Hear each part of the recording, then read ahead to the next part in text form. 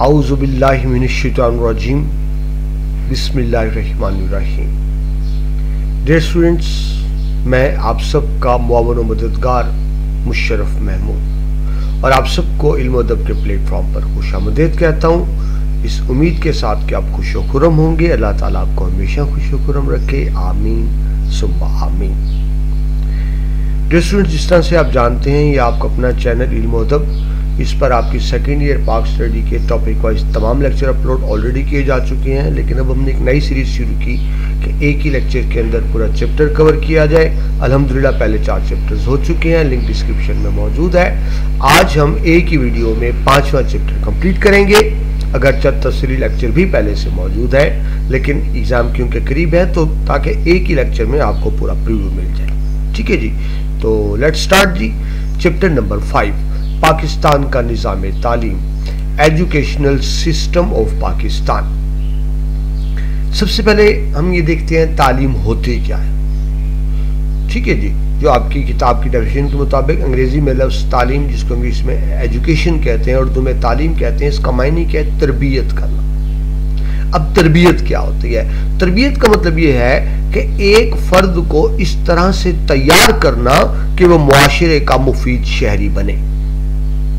माँ बाप साथी बच्चों को क्या तैयार करते हैं? मुआशरे पर बोझ ना बने, बल्कि मुआशरे के मुफीद शहरी बने, जिनसे मुआशरे को, दूसरों को फायदा हो, मुल्क व कौम को फायदा हो।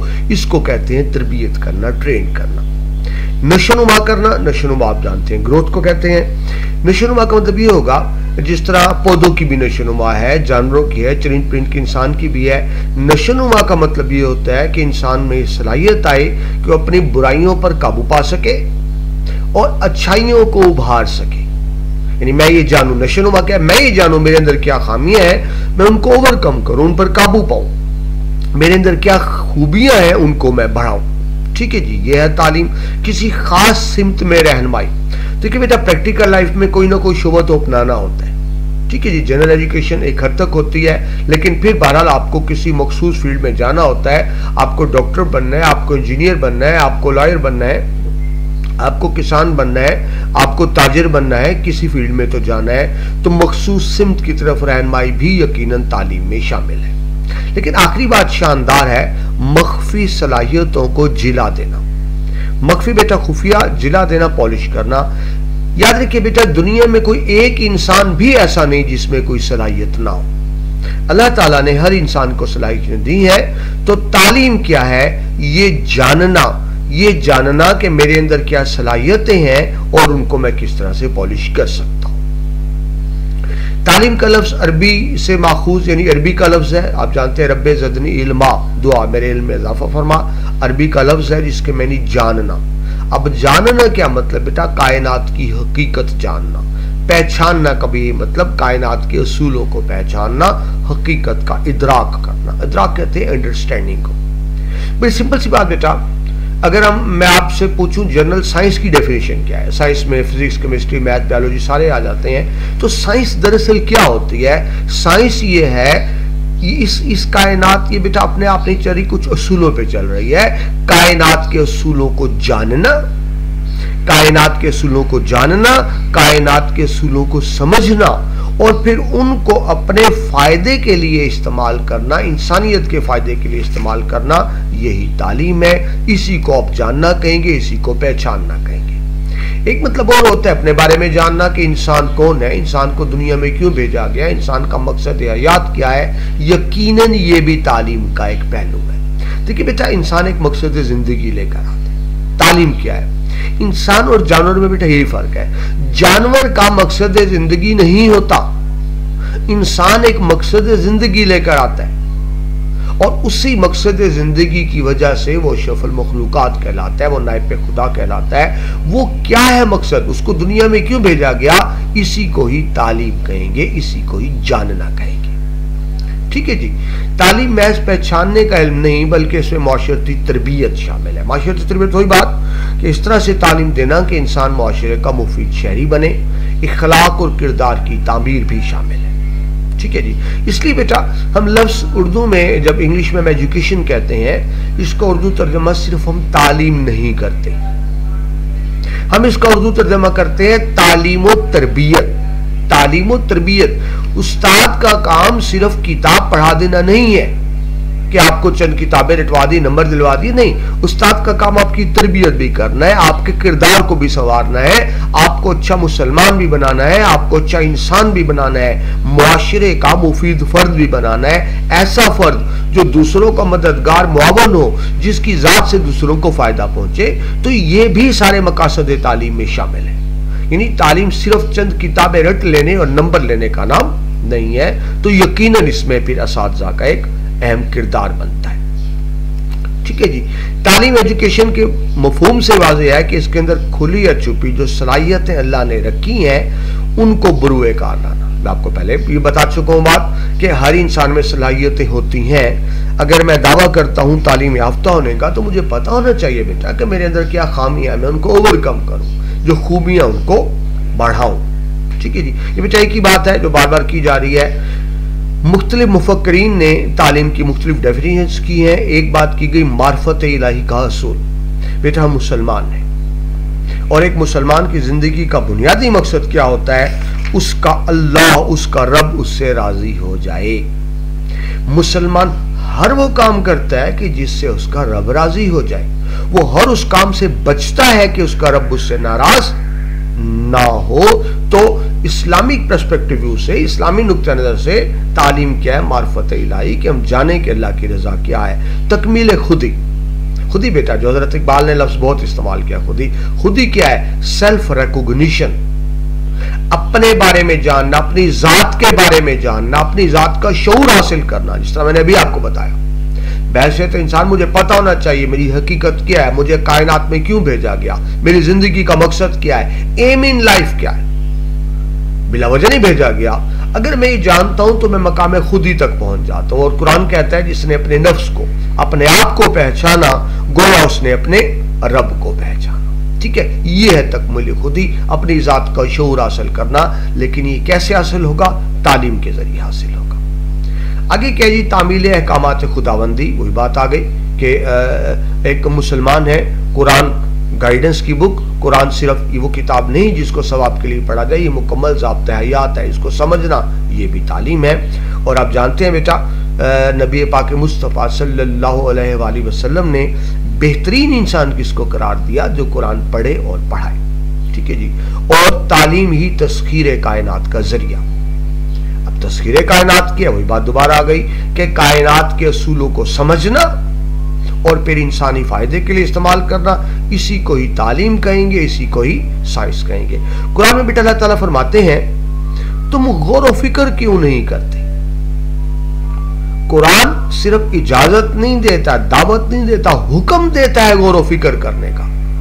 अब गौर व फिक्र क्या है? गौर व फिक्र तो यही है कि कायनात के असूलों को समझा जाए और फिर इंसानियत के फायदे के लिए इस्तेमाल किया जाए। तो जब अल्लाह कहता है गौर व फिक्र करो, तो इसका एक मतलब यह भी बन जाता है कि अल्लाह ताला फरमाते हैं कि साइंस की तालीम भी हासिल करो, कि साइंस इसी को कहते हैं। ठीक है जी। इस्तिलाही तौर पर तालीम ऐसा अमल है जिसके जरिए मुआशरे के अफराद की तरबियत और नशोनुमा।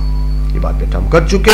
यानी किसी को तालीम देने का मतलब ये है कि किसी को इस अंदाज से तैयार किया जाए कि वो मुआशरे का मुफीद शहरी बन सके, मुआशरे की तामीर तरक्की में अपना किरदार अदा कर सके। यानी मुआशरे का कामयाब फर्द, किसी शख्स को मुआशरे का कामयाब फर्द बनाना, इसी को ही हम तालीम कहेंगे। मुख्तलिफ मुफक्करीन ने अपने अपने हिसाब से तालीम की मुख्तलिफ तशरीहें की हैं, तारीफें की हैं। एक ने कहा कि तालीम सच्चाई की तलाश का इल्म है, यानी इंसान में ये तमीज़ हो जाए, ये सलाहियत आ जाए कि वो सच झूठ में, सही गलत में तमीज़ कर सके। डेफिनेट यही तालीम है। कुछ कहते हैं तालीम इंसान को इंसान बनाती है। अब इंसान को इंसान बनाने का क्या मतलब? मतलब देखिए, आदमी तो सारे हैं ना, आदम की औलाद है। आदमी को इंसान बनाना यानी एक ऐसा इंसान बनाना जिसके अंदर इंसानियत भी हो। और इंसानियत क्या है बेटा? इंसानियत ही हम दूसरों के काम है ना जी, कि अपने लिए तो सभी जीते हैं इस जहां में, है जिंदगी का मकसद औरों के काम आना। तो यह बेटा वो मतलब है। एक और बात की गई कि तालीम का मतलब मुआशरे से मुताबिकत पैदा करना है, कंपेटिबल होना। यानी वही बात कि इंसान इस तरह का हो जाए कि वो मुआशरे के लिए मुफीद शहरी बने। कुछ और कहते हैं जी तालीम क्या है, कौम के तहजीबी विरसे की हिफाजत करती है, इस्लाह करती है, अगली नस्लों तक मुंतकिल करती है। अब बेटा तहजीबी विरसा क्या होता है? देखिए हर कौम की कुछ इकदार हैं, कुछ वैल्यूज हैं, जिंदगी गुजारने के कुछ तरीके हैं, ठीक है जी, जो हमारे बड़ों ने जिंदगी गुजारी, कुछ चीजें सीखी, कोई अच्छी आदत अपनाई, तो उनकी कुदरती ख्वाहिश होगी कि हमारे एक नस्ल ने जो सीखा, अपने बड़ों से सीखा, खुद सीखा, कुछ अच्छी आदत सीखी, अच्छे रवैये सीखे, तो एक नस्ल की ख्वाहिश होगी कि उसकी अच्छी आदत, उसके रवैये, उसका इल्म अगली नस्ल को भी मुंतकिल हो। एक बाप की यकीन ख्वाहिश होती है कि मेरे पास जो इल्म है आगे मेरा बेटा भी वो इल्म हासिल करे और ये सिलसिला नस्ल दर नस्ल चलता रहे। तो वही हमारे बड़ों ने जो इकदार अपनाई, जो वैल्यूज अपनाई, जो अच्छी बातें अपनाई, जो इल्म सीखा, वही तहजीब है। लिबास तहजीब है, खुराक तहजीब है, उठना बैठना तहजीब है, रहन सहन तहजीब है, आदाब तमीज है, इस सब को तहजीब कहते हैं, ठीक है जी। तो तालीम का एक मकसद ये भी है कि तहजीबी विरसे को महफूज किया जाए और आगे अगली नस्ल तक मुंतकिल किया जाए कि एक नस्ल की अच्छी इकदार आगे नई नस्ल भी सीख समझ सके। जिस तरह मैंने आपको कहा, हर एक की ख्वाहिश होगी कि उसकी चीजें अगली नस्ल तक मुंतकिल हो, और वो किस तरह होती हैं? एक नस्ल की तहजीब और सकाफत अगली नस्ल किस तरह मुंतकिल होती है? तालीम के जरिए होती है, ठीक है जी। ये बात भी तो दोबारा आ गई कि हर मुआशरे की ख्वाहिश होती है कि उसकी सकाफत महफूज रहे, ना सिर्फ महफूज रहे बल्कि अगली नस्ल तक मुंतकिल होती रहे, और इसके लिए हम क्या इस्तेमाल करते हैं? तालीम, ठीक है जी। एक और बात कि तालीम नजरिया हयात की भी हिफाजत करती है। देखिए बेटा, नजरिया हयात क्या? जिंदगी के बारे में नजरिया। हर कौम का अपना नजरिया, हम दुनिया में क्यों आए, नाकामी क्या है, कामयाबी क्या है, जिंदगी कैसे गुजारनी है, किन असूलों पर गुजारनी है, क्या करना है, क्या नहीं करना, इसी को नजरिया हयात कहते हैं। हर कौम का अपना अपना नजरिया हयात होता है, ठीक है जी। तो अब ये देखें कि फिर हर कौम का नजरिया हयात एक दूसरे से मुख्तलिफ होगा। नजरिया हयात, जिंदगी गुजारने का तरीका, जिंदगी का पैटर्न। देखिए अगर हम मगरबी अक़वाम की बात करें तो उनके नजदीक कामयाबी क्या है? सिर्फ दुनियावी तरक्की, पैसा कमाना। बैसियत मुसलमान हम बात करें तो हम कहेंगे कि दुनिया आर्जी दुनिया है, हम आखिरत की कामयाबी की तरफ बात करेंगे। तो हर कौम का क्योंकि नजरिया हयात अपना अपना है, तो इसलिए हर कौम का निज़ाम तालीम भी अपना अपना होता है। या आप कह सकते हैं कि जो नजरिया हयात है उसकी अक्कासी नजर आती है निज़ाम तालीम में। यह अलग बात कि मुआशरे की ज़रूरतें भी तब्दील होती रहती हैं, तो जाहिर है जब मुआशरे की ज़रूरतें तब्दील होती हैं तो फिर तहजीब और सकाफत भी तब्दील होती है। ये सिलसिला हमेशा से था, हमेशा रहेगा। तो फिर मतलब क्या हुआ कि फिर मकसद तालीम भी तब्दील होता रहता है और तालीम का निसाब और सिलेबस भी तब्दील होता रहता है, क्योंकि वक्त एक जगह पर कभी नहीं रुकता, ठीक है जी।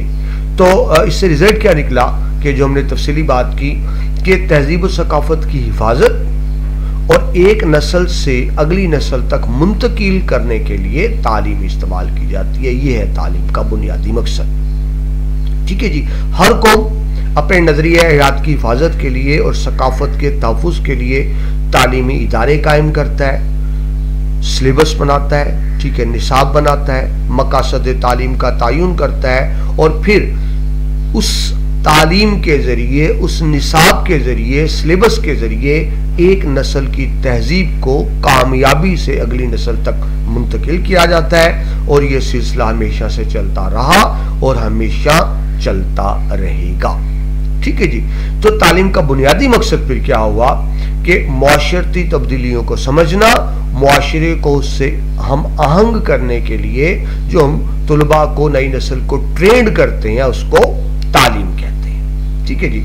और जब तालीम बदलती है, निसाब बदलता है, तो मुआशरे पे तब्दीलियां भी रूनुमा होती हैं, यानी निसाब का मुआशरे पे बहरहाल असरात मुरतब होते हैं। इसकी बड़ी आसान सी मिसाल दूं आपको। जब बेटा ये अंग्रेजों की हुकूमत थी तो अंग्रेजों ने यहाँ बरे सगीर के लिए जो निसाब बनाया था वो लॉर्ड मेकाले ने तैयार किया था। अब ज़ाहिर अंग्रेज हाकम था, हुक्मरान था, हम गुलाम थे, तो उसने आका, देखे आका कभी भी नहीं चाहेगा कि उसका गुलाम अच्छा इंसान बने, वो तो सिर्फ यही चाहेगा कि उसका गुलाम अच्छा मुलाजिम बने, वफादार मुलाजिम बने, जो आका से वफादार हो। तो यही सोचकर लॉर्ड मैकाले ने सिस्टम बनाया कि बड़े सगीर से उनको अच्छे गुलाम चाहिए थे, वफादार चाहिए थे, अच्छे इंसान नहीं चाहिए थे। तो जब वो निज़ाम तालीम हमने पढ़ा तो उसका रिजल्ट क्या निकला कि हम गुलाम ही बने। देखिए आज भी हमारे माँ बाप क्या कहते हैं कि बेटा पढ़ लिख लो ताकि तुम्हें अच्छी जॉब मिले। जॉब बेटा किसको कहते हैं? नौकरी को कहते हैं। तो नौकरी हुआ ना, हम आज भी नौकर बनने के लिए पढ़ते हैं। देखिए तालीम का बुनियादी मकसद था शऊर हासिल करना, लेकिन हम तालीम शऊर हासिल करने के लिए नहीं हासिल करते, हम इसलिए हासिल करते हैं हमें अच्छी नौकरी मिले। ये सोच कहां से आई? ये बेटा सोच उस सिस्टम ने दी जो लॉर्ड मैकाले ने बनाया था। वो सिस्टम बनाया ही इसलिए गया था कि हम अच्छे नौकर बने, अच्छे मुलाजिम बने, ना कि हम अच्छे इंसान बने। अब मैं उसको तो बुरा नहीं कहूंगा, लॉर्ड मैकाले को, ज़ाहिर है हुक्मरान थे, उन्होंने ऐसे ही सोचना था, उसको तो मैं नहीं कहूंगा। लेकिन जब बेटा पाकिस्तान आजाद हो गया तो चाहिए था पाकिस्तान को, हुकूमत को, कि हम उस निज़ाम तालीम को बदलते। लेकिन बदकिस्मती देखें, हम आज भी उसी सिस्टम को लेकर चल रहे हैं जो लॉर्ड मैकाले ने बनाया था। लिहाजा आज भी हम तालीम इसलिए हासिल करते हैं अच्छे नौकर बने। मैं बेटा दोबारा दोहरा दूं, तालीम का बुनियादी मकसद होता है शऊर हासिल करना। तालीम इसलिए हासिल की जाती है कि हम शऊर हासिल करें। हाँ, रोजगार कमाने के लिए कोई हुनर सीखा जाता है। फिर सुनिए, मैं एक ही बात को बार बार कर रहा हूं, तालीम होती है शऊर के लिए, कोई हुनर स्किल होता है रोजगार के लिए। अब देखिए जापान, जर्मनी ले लें, ताइवान, कोरिया ले लें, इन मुल्कों ने रिवायती तालीम से तरक्की नहीं की, नई नस्ल को इन्होंने हुनर सिखाया, स्किल सिखाया, उस स्किल हुनर की बुनियाद पर वो आगे निकले। ठीक है जी, लेकिन हम तालीम हासिल करते हैं नौकरी के लिए। फिर रिपीट कर दूं, तालीम हासिल की जाती है शऊर हासिल करने के लिए, और कोई हुनर स्किल सीखा जाता है रोजगार के लिए। लेकिन वो लॉर्ड मैकाले के बनाए हुए निजाम के असरात आज भी मौजूद है। हम तालीम हासिल करते हैं नौकरी के लिए। तो ये आपको किसकी वजाहत की कि तालीम के मुआशरे पर बहरहाल असरात मुरतब होते हैं। जैसा निजाम तालीम होता है वैसा ही मुआशरा तश्कील पाता है, और वैसे ही उनकी तहजीब व सकाफत होती है। लेकिन एक बात तो बहरहाल तय है, निजाम तालीम अच्छा हो या बुरा हो, बहुत अच्छा हो या बहुत बुरा हो, वो मुआशरे पर गहरे असरात जरूर मुरतब करता है, बहुत गहरे असरात। बेहतरीन मिसाल इसकी नबी पाक मुस्तफ़ा सल्लल्लाहु अलैहि वसल्लम, जो दुनिया के बेहतरीन मुअल्लिम भी थे, अरब में बेटा आए। तो आप जानते हैं बेटा, इस्लाम से पहले जमाने जाहिलियत में अरब में हर तरह की बुराई थी, दुनिया जहां की हर बुराई अरब में मौजूद थी। अरब के लोग गैर तहजीब याफ्ता थे, लेकिन नबी पाक ने जो तालीम दी, उस तालीम की बदौलत वो अरब के गैर तहजीब याफ्ता लोग न सिर्फ तहजीब याफ्ता हो गए, बल्कि दुनिया को तहजीब सिखाने लगे। ये है बेटा इल्म का करिश्मा। वो जाहिल उजड़ कौम न सिर्फ तहजीब याफ्ता हुई, दुनिया को तहजीब सिखाने लगी। ये था नबी पाक का तालीम, और वो निसाब किया था जो नबी पाक ने पढ़ाया, वो कुरान। तो बेटा वो कुरान तो हमारे पास आज भी मौजूद है, निसाब आज भी मौजूद है। नबी पाक किस तरह पढ़ाया करते थे, सुन्नत रसूलुल्लाह सल्लल्लाहु अलैहि वसल्लम हमारे पास आज भी मौजूद है। तो क्या वजह है कि अगर अरब के जाहिल मुआशरे में इतना बड़ा इनकलाब आ सकता है, तो वो इनकलाब अब क्यों नहीं आ सकता? अब भी आ सकता है। हमारे लिए बेटा तालीम की अहमियत ये भी है। अब देखिए, जो पहली वही उतरी नबी पाक मुस्तफ़ा सल्लल्लाहु अलैहि वसल्लम पर, उसका पहला लफ्ज क्या? इकरा, पढ़। दीन इस्लाम को तो आगाज ही लफ्ज पढ़ से होता है, और आज हम तालीम में पीछे हैं। मगर बेटा ये हमेशा से नहीं था। 8 सदी ऐसे भी गुजरी हैं जब मुसलमानों का अरूज था। 6ठी सदी से 14वीं सदी तक हमारा अरूज रहा। यह अरूज कब था? जब हम इल्म में आ गए थे, तहकीक में आ गए थे, तो दुनिया की हुकूमत भी हमारे पास थी।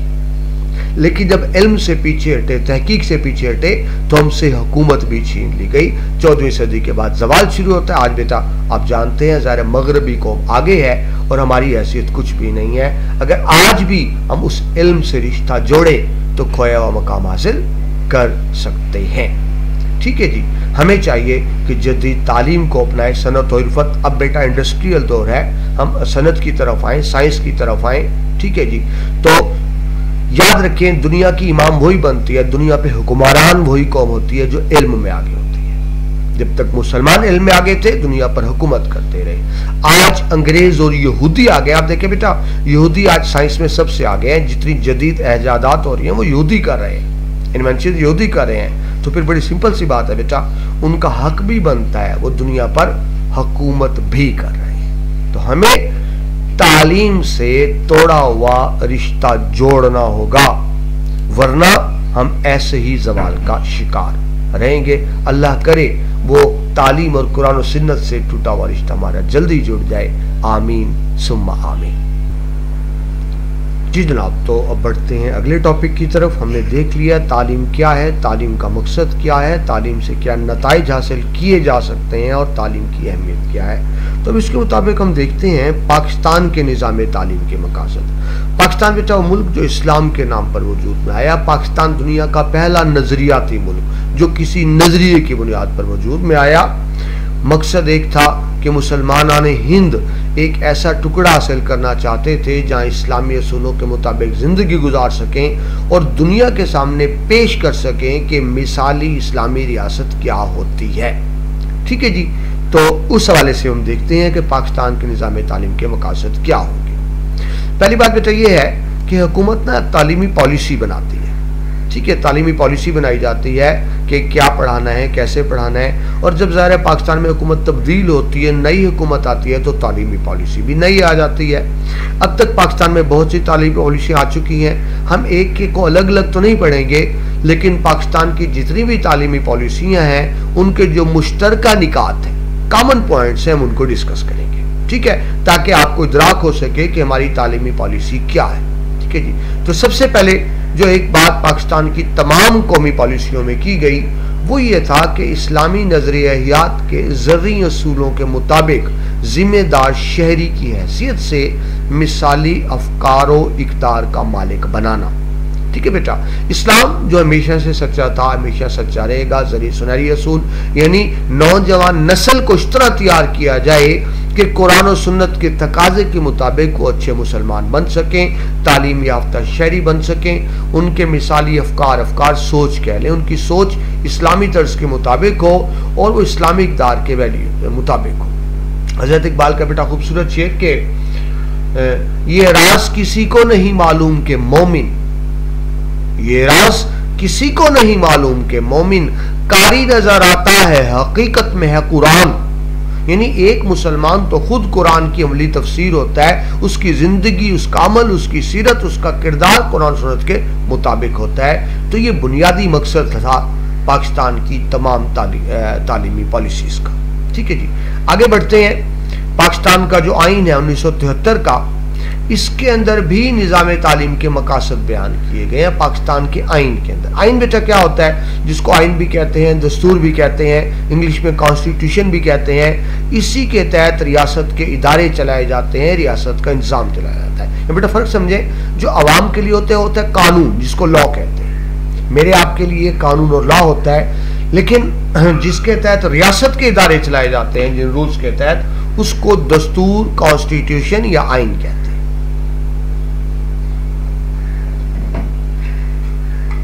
तो पाकिस्तान के आइन में वाज़िया तौर पर निज़ाम तालीम के मकासद दिए गए हैं। ठीक है जी, जिनमें नज़रिया इस्लाम और नज़रिया पाकिस्तान को खुसूसी अहमियत हासिल है। इस तरह बेटा मैंने भी आपको कहा कि पाकिस्तान तो बना ही नज़रिए की बुनियाद पर था। पाकिस्तान दुनिया की पहली मुमलकत है जो किसी नज़रिए की बुनियाद पर वजूद में आई। अब नज़रिया इस्लाम, नज़रिया पाकिस्तान और दो कौमी नज़रिया बेटा एक ही बात है। वही नजरिया इस्लाम है, वही नजरिया पाकिस्तान है, वही दो कौमी नजरिया है, हम इनको अलग अलग नहीं करते। ठीक है जी, बहरहाल पाकिस्तान की जो बेशतर तालीमी पॉलिसीज हैं उनके अगर मुश्तरका निकात निकाले जाए तो पढ़ लेते हैं। सबसे पहली बात ये की गई तरबियत से असातिज़ा के लिए मौसर ढांचा। बेटा कुछ टीचर्स को भी तो ट्रेनिंग चाहिए ना। देखिए एक चीज आना और बात है, बच्चों को पढ़ाना, बच्चों को समझाना, आगे कम्युनिकेट करना एक और बात है। ये नहीं होता जिसने MA MSc कर ली तो अच्छा टीचर भी हो सकता है, ये जरूरी नहीं है। ये एक ट्रेनिंग दी जाती है। देखिए एक फन है ना टीचिंग। तो पहली बात कुछ टीचर्स की भी मौसर ट्रेनिंग हो ताकि अच्छे अंदाज से वो इल्म को मुंतकिल कर सकें। अगर खुद टीचर ट्रेन नहीं होगा तो यकीनन फिर वो अच्छे अंदाज से कम्युनिकेट नहीं कर पाएगा और जाहिर है फिर तालीमी मकासद पूरे नहीं होंगे। दूसरी बात, निसाब को कुरान और इस्लामी असूलों के मुताबिक ढालना, यानी निसाब ऐसा हो जो कुरानी तालीमात के मुताबिक, क्योंकि बेटा हमारी गाइडेंस बुक तो कुरान ही है ना। हमने दुनिया में भी कामयाबी के लिए कुरान से हिदायत लेनी है, हमने आखिरत में कामयाबी के लिए भी कुरान पाक से ही हिदायत लेनी है। तो सिलेबस इस तरह हो जो उस सिस्टम की अक्कासी करता हो जो कुरान के मुताबिक हो। हमें कुरान के मुताबिक मुआशी निज़ाम अपनाना है, सियासी निज़ाम अपनाना है, इक्तिसादी निज़ाम अपनाना है, कुरान को ही लेकर चलना है। ठीक है जी। थर्ड बात, कंप्यूटर को कमरे जमात के लिए मौसर तालीम के लिए इस्तेमाल करना। मौसर तालुम यानी तालीम देना। अब देखिए बेटा पुरानी बात है लेकिन अब भी वही सूरत हाल है। ये दौर बेटा कंप्यूटर का है, IT का है, और आने वाले दौर में कंप्यूटर की अहमियत बढ़ेगी। याद रखिए बेटा, मौजूदा दौर में भी आने वाले दौर में भी तालीम याफ्ता वो तस्वर होगा जिसको कंप्यूटर आता होगा। जिसको कंप्यूटर नहीं आता, याद रखिए उसको तालीम याफ्ता नहीं समझा जाएगा। सो कंप्यूटर जरूरत है, इसलिए कहा गया कि बच्चों को कंप्यूटर रुशनास कराया जाएगा। निसाबी दरसी कुतब असर नौ मुरतब करना। बेटा सिलेबस रिवाइज होता रहना चाहिए साथ साथ। ये नहीं कि किताब वही है बस ऊपर लिख दे नया एडिशन, ऐसा नहीं है। सिलेबस को रिवाइज होना चाहिए, लेकिन आप जानते हैं पाकिस्तान में ऐसा नहीं है। पाकिस्तान में ऐसा नहीं। मेरे बेटा वालिद साहब बताया करते थे। अब देखिए मुझे भी पढ़ाते हुए 20-22 साल तो हो गए, 22 साल से ऊपर टीचिंग एक्सपीरियंस है। तो अब देखिए वो कितनी पुरानी बात करूं। मेरे वालिद साहब कहा करते थे कि जब वो इंग्लिश पढ़ते थे तो मिस्टर चिप्स हिस्सा था सिलेबस का इंग्लिश में। मिस्टर चिप्स, मेरे वालिद साहब ने भी मिस्टर चिप्स पढ़ा, मैंने भी मिस्टर चिप्स पढ़ा, और आप भी बेटा सेकेंड ईयर में मिस्टर चिप्स पढ़ रहे हैं। ये हाल है हमारे सिलेबस का, यानी अपडेट नहीं किया गया।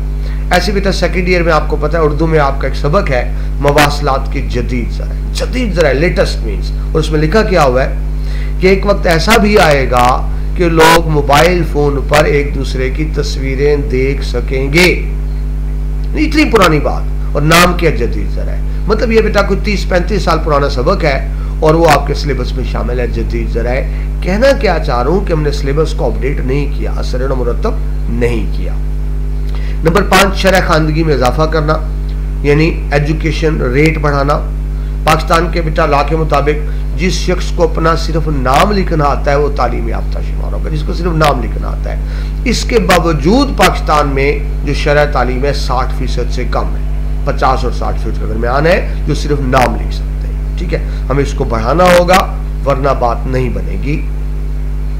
तालीम के बगैर बेटा शऊर नहीं आता। जिस तरह मैं आपको बार बार कह रहा हूं, तालीम ही हसूल शऊर का जरिया होता है। छठे पॉइंट पे जाएंगे, तुलबा को पेशा वराना और फनी तरबियत के लिए तैयार करना। बेटा अभी भी आपको बात की, तालीम हासिल की जाती है शऊर हासिल करने के लिए, शऊर सीखने के लिए, और रोजगार कमाने के लिए कोई हुनर या स्किल सीखा जाता है। ठीक है जी, आगे चले। पॉइंट नंबर 7, गरीब और नादार तुलबा को मुफ्त तालीम देने के लिए निजी शोबा। निजी शोबा बेटा प्राइवेट स्कूल्स। अब बेटा आप जानते हैं सब बच्चे तो गवर्नमेंट स्कूल में नहीं पढ़ते ना, इतनी जगह ही नहीं है। प्राइवेट स्कूल कॉलेजेस इदारे होते हैं, तो गवर्नमेंट का काम है कि प्राइवेट इदारों को इनकरेज करे। उसमें बेटा आपको नाम दो, एक इदारा है गवर्नमेंट का PEF। वो क्या करता है, PEF का तरीकाकार ये होता है कि जो प्राइवेट स्कूल अच्छे हैं, जो सही पढ़ा रहे हैं, तो वो होते प्राइवेट स्कूल हैं, लेकिन उनको कहा जाता है कि बच्चों से फीस ना ली जाए। होते प्राइवेट स्कूल है लेकिन उन बच्चों की फीस गवर्नमेंट अदा करती है, यानी गवर्नमेंट सहूलत देती है प्राइवेट स्कूलों को। बच्चों को तो फ्री एजुकेशन मिली ना, उनसे पैसे नहीं लिए जाएंगे। ठीक है, आगे चले। तहकीक के शोबे में वुसअत के जरिए आला तालीम को बैनुल अक़वामी मयार पर लाना। बेटा हमारे यहाँ शरह तालीम भी कम है, और जो हायर एजुकेशन जिसको आला तालीम कहते हैं, MPhil PhD कहते हैं, बदकिस्मती से वो भी हमारे यहाँ बहुत कम है। ज़ाहिर है आला तालीम याफ्ता ज़्यादा होंगे तो वो फिर रिसर्च करेंगे, तहकीक करेंगे, निसाब तालीम बनाएंगे और कौम को आगे लेके जाएंगे। लेकिन अगर आला तालीम ही नहीं होगी तो ज़ाहिर है फिर ऐसा ही होगा जिस तरह हो रहा है। आखिरी बात, नजरिया पाकिस्तान का तहफ़्फ़ुज़ करना इनफरादी कौमी ज़िंदगी का लाया। बड़ी बेटा पहले बात कर चुके कि पाकिस्तान नजरियाती मुल्क है, नजरिया है तो पाकिस्तान है। अगर बेटा हम अपने नजरिए को फरामोश कर बैठे तो याद रखिए पाकिस्तान की बुनियादों को भी खतरा हो सकता है। आगे चलिए जी, हर बच्चे को तालीम के ज़्यादा से ज़्यादा मौके मुहैया करना। अब बेटा पाकिस्तान में कानून बन चुका है कि वो वालिदैन जो अपने बच्चों को स्कूल नहीं भेजते, स्कूल गोइंग को, तो ये जुर्म है। इस पर माँ बाप दोनों को कैद जुर्माना हो सकता है, ये ला मौजूद है। ठीक है जी, तो ज़रूरत इस बात की है। हमारे उनमें बेटा करोड़ों बच्चे स्कूल जाते ही नहीं है, करोड़ों बच्चे स्कूल नहीं जाते, और जो जाते हैं उनमें आधे से ज्यादा प्राइमरी एजुकेशन से पहले स्कूल छोड़ देते हैं, प्राइमरी तक भी नहीं पहुंचते। तो जरूरत है इस बात की बेटा कानून तो मौजूद है, उस पर अमल कराया जाए। आगे जी, तालीम का मकसद क्या है हमारे के मुआशरे की नशोनुमा हो, यानी वही बात, अच्छी किरदार को फरोग हासिल हो, जमहूरियत को फरोग हो, हर सतह पर जायजे के निज़ाम को बेहतर बनाया जाए। जायजा बेटा एग्जामिनेशन सिस्टम, बदकिस्मती से हमारे यहाँ एजुकेशन सिस्टम भी अच्छा और बेहतर नहीं है। जिस स्टूडेंट का आप सब जानते हैं बेटा रट्टा अच्छा हो, समझ कख नहीं है, रट्टा कामयाब है, रट्टा लगा लिया, वो इम्तिहान में अटेम्प्ट कर देगा, अच्छे नंबर ले जाएगा, रट्टे वाला अच्छे नंबर ले जाएगा। लेकिन जो जिसके पास सही मायनों में काबिलियत है लेकिन रट्टा नहीं है, वो कम नंबर लेगा। तो इस एग्जामिनेशन सिस्टम को बदलने की जरूरत है। हमारा जो निज़ाम तालीम है ये दरअसल काबिलियत का इम्तिहान नहीं लेता, ये रट्टे का इम्तिहान लेता है कि किसका रट्टा कितना कामयाब है। ठीक है बेटा, तो ये है पाकिस्तान के मकासद तालीम जिनको हासिल किया जाना चाहिए, लेकिन बदकिस्मती से ये सिर्फ किताबी बातें हैं। हम ये निज़ाम तालीम के मकासद हासिल करने में नाकाम रहे हैं। आगे चलिए बेटा, नेक्स्ट टॉपिक, पाकिस्तान के निज़ाम तालीम के अहम खदोखाल, main features of educational system. यहाँ दरअसल लिखा तो खदोखाल हुआ है, लेकिन नीचे खदोखाल नहीं दर्जे बताए गए, यानी डिफरेंट स्टेजेस। पाकिस्तान में जब बच्चा स्कूल में दाखिल होता है तो किन स्टेजेस से गुजरता है, दरअसल ये मुख्तलिफ स्टेजेस बताई गई हैं। तो आसान सी चीज़ है जी, हम सिर्फ एक दो बार देख लेते हैं। सबसे पहले बेटा बच्चा जब स्कूल में जाता है उस तालीम को कहते हैं इब्तदाई तालीम, प्राइमरी और एलिमेंट्री तालीम। एक्चुअली जो पहली से 5वीं तक की तालीम होती है उसको कहा जाता था प्राइमरी तालीम, प्राइमरी स्कूल। लेकिन हुआ ये, बहुत से इदारों में बेटा प्राइमरी स्कूल थे, आगे स्कूल नहीं थे, तो फिर 5वीं के बाद आगे होता था मिडिल स्कूल। तो मिडिल स्कूल तो इलाके में है ही नहीं, तो बच्चे 5वीं से आगे नहीं पढ़ सकते थे। तो फिर गवर्नमेंट ने ये किया कि बजाय अलग से मिडिल स्कूल बनाने के, उसी 5वीं क्लास तक का जो प्राइमरी स्कूल था उसको प्रमोट कर दिया, उसी में 6ठी 7वीं 8वीं की क्लासें लगा दी, उसको कह दिया एलिमेंट्री स्कूल। यानी वो स्कूल जहाँ पहली से 5वीं तक तालीम होगी उसको कहेंगे प्राइमरी स्कूल, और जहाँ पहली से 8वीं तक तालीम होगी, फर्स्ट ग्रेड से 8th ग्रेड तक, उसको कहेंगे एलिमेंट्री स्कूल। यानी आमतौर पर वैसे अलग से भी बने नए, लेकिन ज्यादातर वही प्राइमरी स्कूल्स को प्रमोट एलिवेट करके एलिमेंट्री स्कूल बना दिया गया। तो लेकिन आपके लिए बस याद रखने की बात यह है, पहली से 5वीं तक प्राइमरी तालीम और पहली से 8वीं तक। अच्छा, बच्चे गलती कर जाते हैं, पहली से 5वीं तक प्राइमरी, 6ठी से 8वीं तक एलिमेंट्री। नहीं, पहली से 5वीं तक प्राइमरी और पहली से 8वीं तक एलिमेंट्री। ठीक है जी, तो इसको हम इब्तदाई तालीम कहेंगे, जिसमें प्राइमरी और एलिमेंट्री दोनों शामिल है। इसकी भी अहमियत यह है, जब हम कहते हैं ना मुल्क में शरह खानदगी को बढ़ाया जाए, तो वो आप कैसे बढ़ा सकते हैं? प्राइमरी एलिमेंट्री तालीम के जरिए। जिसने 8वीं तक 5वीं तक तालीम हासिल की तो वो इस काबिल हो जाएगा कि खत लिख सके, पढ़ सके, अपना हिसाब किताब कर सके। वो कम से कम हिसाब किताब करने, अपनी जिंदगी गुजारने, कारोबार करने के काबिल हो जाएगा। और दूसरा, जिसने प्राइमरी एलिमेंट्री तालीम हासिल की तो वो पढ़ा लिखा शुमार होगा। सो इसकी अहमियत ये है कि किसी भी मुल्क के निज़ाम तालीम की बुनियाद यही होती है। ठीक है जी, जिस तरह आपको बताया, शरह खानदगी में इजाफा के लिए प्राइमरी एलिमेंट्री तालीम ही अहम होती है। ठीक है जी, ये बच्चों को इस काबिल कर देती है कि उनको बुनियादी शऊर आ जाए, लिखना पढ़ना आ जाए, वो अपना हिसाब किताब कर सकें। इसी की अहमियत की वजह से हुकूमतें, हर मुल्क की हुकूमत और ज़रा पाकिस्तान भी बड़ा बजट खर्च करती है इब्तदाई एजुकेशन पे, प्राइमरी और एलिमेंट्री एजुकेशन। ठीक है जी, आगे चलें। सानवी तालीम, सिंपल सी बात बेटा, पहली से 5वीं तक प्राइमरी था, पहली से 8वीं तक एलिमेंट्री था, लेकिन 8वीं के बाद जो 9वीं 10वीं, जिसको आप मैट्रिक कहते हैं, वो होती है सानवी तालीम। ठीक है, मैट्रिक कह लें, सानवी कह लें, उसको सेकेंडरी भी कहते हैं। इसकी अहमियत बेटा क्या है? इसकी अहमियत ये है कि इब्तदाई तालीम और आला तालीम के दरमियान ये एक पुल का काम करती है, ब्रिज का काम करती है। कौन सी?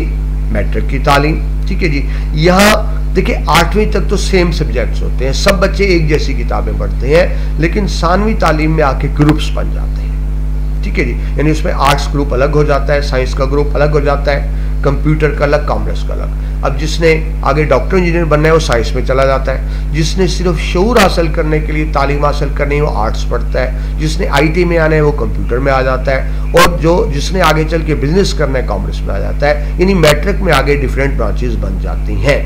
ठीक है जी, और यहीं से बच्चे के मुस्तकबिल का तयन होता है इसको कहते हैं लॉन्चिंग पैड, यानी आला तालीम के लिए लॉन्चिंग पैड। आला तालीम की बुनियाद कहां से बनती है? सेकेंडरी एजुकेशन से ही बनती है, जिसको 9वीं 10वीं कहते हैं। इसके बाद आ जाएगी आला सानवी तालीम, जिसको आप simple first year second year कहते हैं, कॉलेज की तालीम कहते हैं। उसको 9वीं 10वीं को कहा जाता है सेकेंडरी एजुकेशन, 11वीं 12वीं को कहा जाता है हायर सेकेंडरी एजुकेशन। ठीक है, इसको आला सानवी भी कहते हैं और सादा लफ्जों में इसको इंटरमीडिएट भी कहते हैं। यानी इंटरमीडिएट, हायर सेकेंडरी एजुकेशन और आला सानवी तालीम ये एक ही बात है, यानी 11वीं 12वीं जगह। ठीक है जी। तो वो जो स्कूल जहाँ 11वीं 12वीं, वो स्कूल जहाँ 11वीं 12वीं पढ़ाई जाती है उसको हायर सेकेंडरी स्कूल कहते हैं। आपको पता है बेटा, स्कूलों में तो 10 तक तालीम होती है ना, 10वीं जमात तक, 11वीं तो कॉलेज से होती है। लेकिन वही बात, जिस तरह प्राइमरी स्कूलों को प्रमोट करके एलिमेंट्री बना दिया गया, तो ऐसे ही जहाँ बेटा हाई स्कूल है, कॉलेज नहीं है, बजाय नया कॉलेज बनाने के, देखिए बेटा नया कॉलेजों को बिल्डिंग बनानी पड़ेगी, इमारत बनानी पड़ेगी, फर्नीचर और 100 मसले होते हैं। तो क्या किया गया, स्कूलों को ही अपग्रेड कर दिया और वहां 11वीं 12वीं शुरू कर दी। तो ऐसे स्कूल जहां पहली से 10वीं तक भी है और साथ 11वीं 12वीं भी है, उनको हम कह देते हैं हायर सेकेंडरी स्कूल। लेकिन जहां सिर्फ कॉलेज की क्लासें होती हैं, फर्स्ट ईयर से शुरू होते हैं, उसको हम कॉलेज कह देते हैं। तो अब स्टूडेंट के पास ऑप्शन होती है, वो हायर सेकेंडरी में भी जा सकते हैं, कॉलेज भी जा सकते हैं। मकसद सिर्फ ये था तालीमी इदारों को बढ़ाया जाए। इंटरमीडिएट लेवल पर बेटा, यानी हायर सेकेंडरी लेवल पर या आला सानवी लेवल पर सब्जेक्ट्स बढ़ जाते हैं, यानी इसमें सब्जेक्ट्स के कॉम्बिनेशन ज्यादा होते हैं, ग्रुप्स ज्यादा होते हैं। ठीक है जी। और यही बुनियाद होती है किस चीज की? आगे मुस्तकबिल के तयन की। यानी आप इसी इंटरमीडिएट एजुकेशन में ही डिसाइड करते हैं कि आगे चल के आपने डॉक्टर बनना है, इंजीनियर बनना है, वकील बनना है, किसान बनना है, काश्तकार बनना है, क्या करना है। तो जो आपने नेक्स्ट प्लानिंग की होती है वो कहाँ से शुरू होती है? हायर सेकेंडरी एजुकेशन, 11वीं 12वीं से, क्योंकि यही आपको उसके मुताबिक सब्जेक्ट्स लेने होते हैं। ठीक है जी। तो पाकिस्तान में बेटा तालीम के, अगर आपसे पूछा जाए कितने दर्जे हैं, तो पाकिस्तान में तालीम के 4 दर्जे हैं। एक आपने पढ़ा प्राइमरी और एलिमेंट्री, दूसरा सानवी, तीसरा आला सानवी और चौथा क्या है जी? Professional education. अब एक तो बेटा जनरल एजुकेशन होती है जिसका सिर्फ मकसद शऊर हासिल करना होता है। प्रोफेशनल एजुकेशन नाम ही बता रहा है, इसका ताल्लुक किसी मखसूस प्रोफेशन से होता है। आप डॉक्टर बन रहे हैं, इंजीनियर बन रहे हैं, वकील बन रहे हैं, उस्ताद बन रहे हैं। तो जब आप किसी मखसूस प्रोफेशन की तालीम हासिल करते हैं तो उसको कहा जाता है प्रोफेशनल एजुकेशन। ठीक है जी। ये बेटा कब होती है? हायर सेकेंडरी स्कूल के बाद होती है, यानी फर्स्ट ईयर सेकेंड ईयर के बाद होती है। ठीक है। तो फिर आपको पता है हायर सेकेंडरी तो 2 साल का होता है ना, 2 साल का, सेकेंडरी भी 2 साल, 9वीं 10वीं 2 साल, हायर सेकेंडरी जिसको इंटरमीडिएट कहते हैं वो भी 2 साल। ठीक है जी। लेकिन 2 साल के बाद जब प्रोफेशनल तालीम में आते हैं तो वो फिर 2 साल की नहीं होती, वो 4 या 5 साल की होती है। वैसे देखिए बेटा, आप एफएससी के बाद अगर बीएससी करते हैं तो 2 साल है, मैट्रिक 2 साल, एफएससी 2 साल, बीएससी 2 साल। लेकिन एफएससी के बाद जब आप आते हैं मखसूस प्रोफेशनल एजुकेशन में तो वो ग्रेजुएशन 2 साल की नहीं होती। इंजीनियरिंग है तो 4 साल की है, मेडिकल है तो 5 साल की है। ठीक है जी। जिसको बेटा ग्रेजुएशन कहते हैं वो बीए बीएससी है, वो 2 साल की होती है। पोस्ट ग्रेजुएशन अगर आप करना चाहें यानी बीए के बाद, तो वो फिर आगे 2 साल की होती है, यानी इक्वल टू मास्टर कह लें पोस्ट ग्रेजुएशन। ठीक है जी। अब हमारे यहाँ मुख्तलिफ जामियात ने, जामियात बेटा यूनिवर्सिटी को कहते हैं, वहाँ इंटरमीडिएट के बाद 4 साल प्रोग्राम भी जारी हैं। यानी बजाय इसके कि आप इंटरमीडिएट एफएससी के बाद 2 साल में ग्रेजुएशन करें, वो 2 साल की बजाय 4 साल लगाते हैं और उसके बाद जो आपको डिग्री दी जाती है एडीपी की, यानी एसोसिएट डिप्लोमा प्रोग्राम। ठीक है जी। ये इक्वल टू मास्टर होती है। ठीक है जी। और इसको कहते क्या है? बीएस। बात समझिए। देखिए एफएससी 2 साल की, एफएससी के बाद अगर आप बीएससी करते हैं तो वो भी 2 साल की, एफएससी मैट्रिक भी 2 साल, एफएससी भी 2 साल, बीएससी भी 2 साल। लेकिन अब क्या सिलसिला हो गया, अब एफएससी के बाद बीएससी नहीं होती 2 साल की, बल्कि एफएससी के बाद बीएस होता है जो 4 साल का है। ठीक है जी। एफएससी 2 साल, बीएससी 2 साल, लेकिन अब उन्होंने बीएस कर दिया जो 4 साल का होता है। और actually BS equal to master होता है, यानी ग्रेजुएशन के बराबर नहीं होता, बीएस इक्वल टू मास्टर होता है। तो एफएससी के बाद आप बीएस करते हैं 4 साल का, इक्वल टू मास्टर होता है। ठीक है। बीएस के बाद फिर एमएस होता है, वो भी 4 साल का होता है और वो इक्वल टू एमफिल होता है, यानी 2 साल एमए के 2 साल एमफिल। ठीक है जी, तो ये आपको थोड़ी स्कीम पता हो। तो जहां बेटा बीएस कराया जाता है उन कॉलेजेस को एडीबी कॉलेज कहते हैं। ठीक है, क्योंकि वो एसोसिएट डिप्लोमा प्रोग्राम कराते हैं। इसके अलावा पाकिस्तान की मोस्ट यूनिवर्सिटियों में ज़ाहिर पीएचडी भी करवाई जाती है। ठीक है जी, पीएचडी की सहूलतें मौजूद है लेकिन कम है। दुनिया में बेटा पीएचडी बहुत ज़्यादा है और सीधी सी बात है जी, पाकिस्तान में पीएचडी बहुत कम है, जितने होने ही चाहिए उससे भी बहुत कम है। ज़रूरत इस बात की है कि पीएचडी की क्वालिटी को भी बेहतर किया जाए और तादाद में भी इजाफा किया जाए। पहली बात कम है, फिर क्वालिटी बेहतर नहीं। अगर आपको याद हो, चंद साल पहले एक स्कैंडल सामने आया था पंजाब यूनिवर्सिटी का में जो बहुत से पीएचडी हैं, पता लगा उनके जो थीसिस हैं चोरी किए हैं, किसी और के थीसिस को रीनेम करके प्रणाम कर दिया और पीएचडी की डिग्री ले ली। मतलब हुई कि पाकिस्तान में तालीम का मयार नहीं। यही वजह है कि पाकिस्तान की डिग्रियों को बाहर में उस तरह से तस्लीम नहीं किया जा सकता। हमें आला तालीम को बढ़ाना होगा, क्वालिटी को भी बढ़ाना होगा और ज़्यादा लोगों को तालीम देनी होगी, क्योंकि बेटा तालीम में आगे बढ़े बगैर, बड़ी सिंपल सी बात है, कोई भी मुआशरा तरक्की नहीं कर सकता। ठीक है, ये बेटा एक टॉपिक कंप्लीट हुआ और अब हम बढ़ेंगे नेक्स्ट टॉपिक की तरफ, और वो क्या है, पाकिस्तान में प्रोफेशनल, टेक्निकल और वोकेशनल एजुकेशन। जी जनाब, आगे बढ़ते हैं जी। नेक्स्ट टॉपिक है पाकिस्तान में प्रोफेशनल, टेक्निकल और वोकेशनल एजुकेशन। बेटा मैंने आपको शुरू में एक बात बताई थी, दोबारा दोहरा दूं। एक चीज होती है तालीम, एक होता है फन या स्किल। तालीम हासिल की जाती है शऊर के लिए, ताकि हमें शऊर आए, अपनी ज़ात की पहचान आए, हम जाने दुनिया में क्यों भेजे गए हैं, इसके लिए होती है तालीम। लेकिन रोजगार कमाने के लिए आप कोई हुनर सीखते हैं, स्किल सीखते हैं। ठीक है जी, जिस तरह आपको मिसाल दी थी, जो मुल्क आगे निकले हैं टेक्नोलॉजी में, जापान, जर्मनी वगैरह, उन्होंने बेटा रिवायती तालीम पे बेस नहीं किया, उन्होंने स्किल सिखाई, हुनर सिखाई, महारतें सिखाई नई नस्ल को, इसलिए आगे निकल गए। हम किताबों में फंसे, एफएससी, बीएससी, एमएससी और उसके बाद स्टूडेंट सीवीए लेके फिर या नौकरियों के लिए और जॉब्स अवेलेबल नहीं है। तो जरूरत इस चीज की है कि रिवायती तालीम जरूर हासिल की जाए शऊर के लिए, मगर अपने आप को तरक्की देने के लिए, रोजगार को तरक्की देने के लिए, मुल्क को आगे बढ़ाने के लिए हमें प्रोफेशनल तालीम की तरफ भी आना होगा। ठीक है जी, तो अब देखते हैं उसमें क्या क्या शामिल है। तो सिंपल सी बात बेटा, जिस तरह नाम ही बता रहा है, प्रोफेशनल एजुकेशन क्या है, जो किसी मखसूस प्रोफेशन के बारे में हो। आप डॉक्टर बन रहे हैं, आप इंजीनियर बन रहे हैं, आप वकील बन रहे हैं, आप उस्ताद बन रहे हैं, तो ये आप मखसूस शोबे की तालीम हासिल कर रहे हैं, जिसको हम प्रोफेशनल एजुकेशन कहते हैं। ठीक है जी, सबसे पहले हम देखेंगे मेडिकल की तालीम। बड़ा क्रेज होता है जी डॉक्टर बनने का, पाकिस्तान में तो बहुत ज़्यादा है, और मेरे ख्याल में लड़कियों में बहुत ज़्यादा है, लड़कों में ज़रा कम होता है। लड़के इंजीनियरिंग की तरफ, लड़कियां मेडिकल की तरफ। ख्वाहिश होती है जी मेरा बेटा, माँ बाप की तो बड़ी ख्वाहिश होती है, मेरा बेटा, मेरी बेटी बड़े होके डॉक्टर बने। ठीक है जी, मेडिकल की तालीम। किसी भी बेटा मुआशरे में डॉक्टर्स की बहरहाल बहुत अहमियत है। डॉक्टर्स इलाज करते हैं, जो बेटा बीमार हो ना उससे पूछो सेहत कितनी बड़ी बात है, वो कहेगा दुनिया जान की सारी दौलत, मुझे सब कुछ ले लो, सेहत दे दो।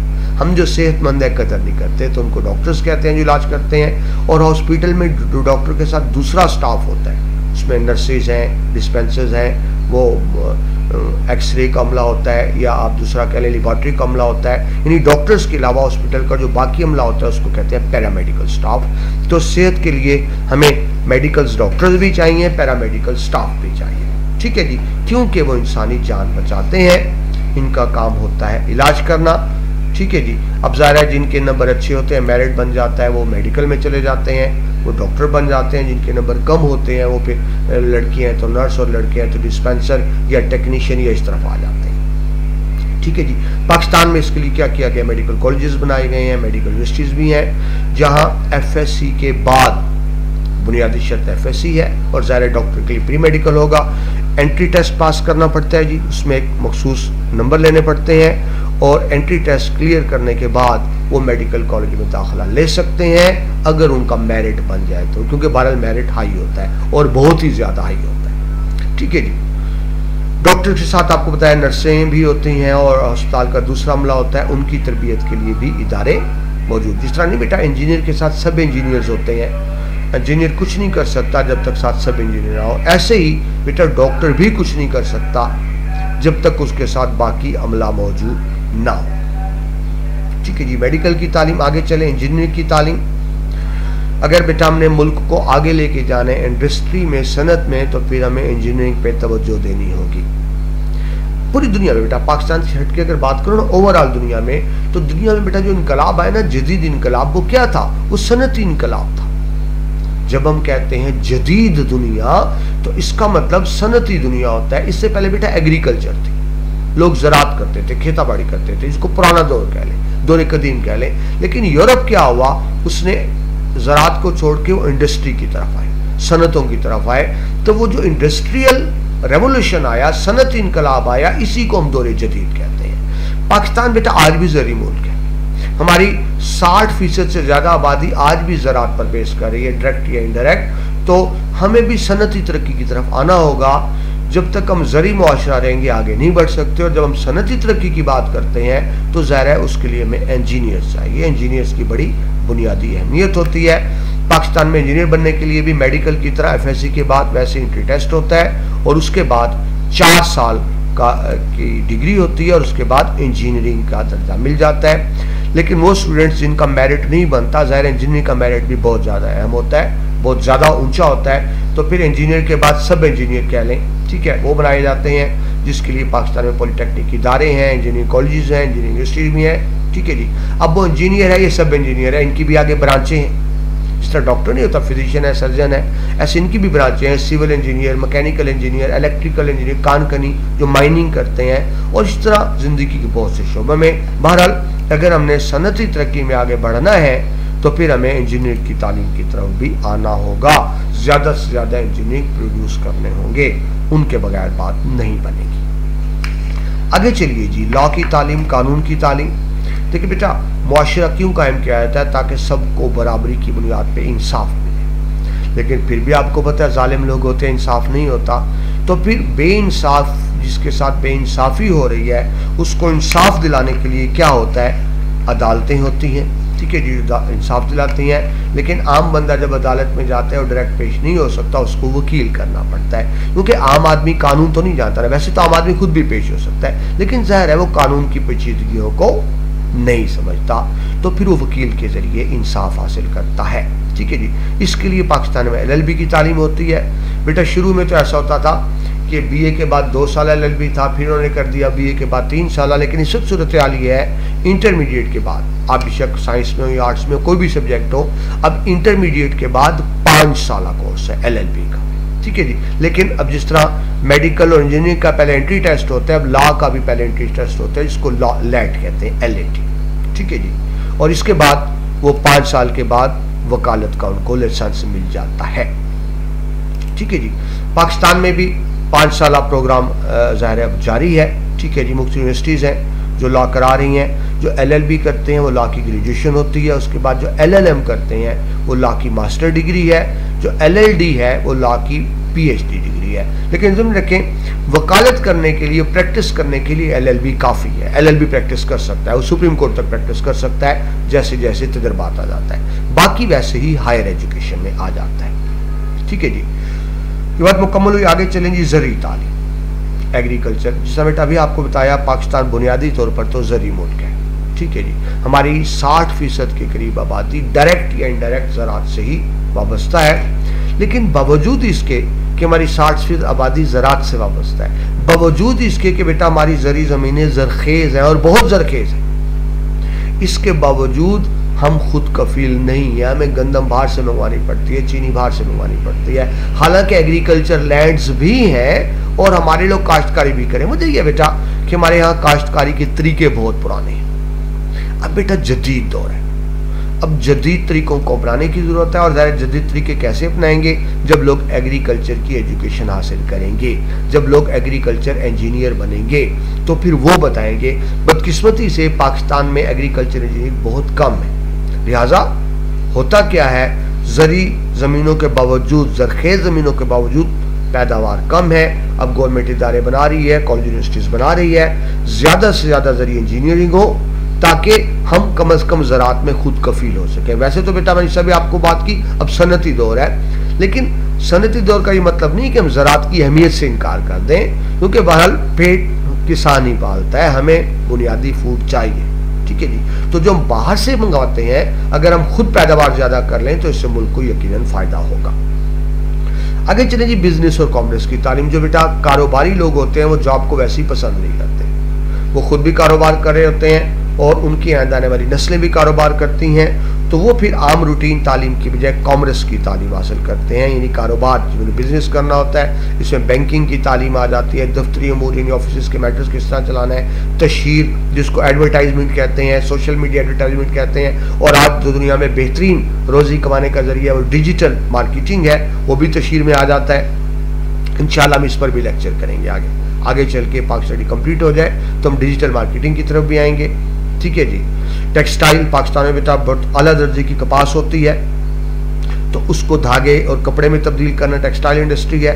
इसमें आते हैं, इसके लिए तालीम क्या होती है बेटा, एक तो I com, B com, M com एक सिलसिला है, फिर BBA, B com, M com, MBA भी मास्टर ऑफ बिजनेस एडमिनिस्ट्रेशन, तो वो इस तरफ आते हैं जिन्होंने आगे चल के तिजारत करनी होती है।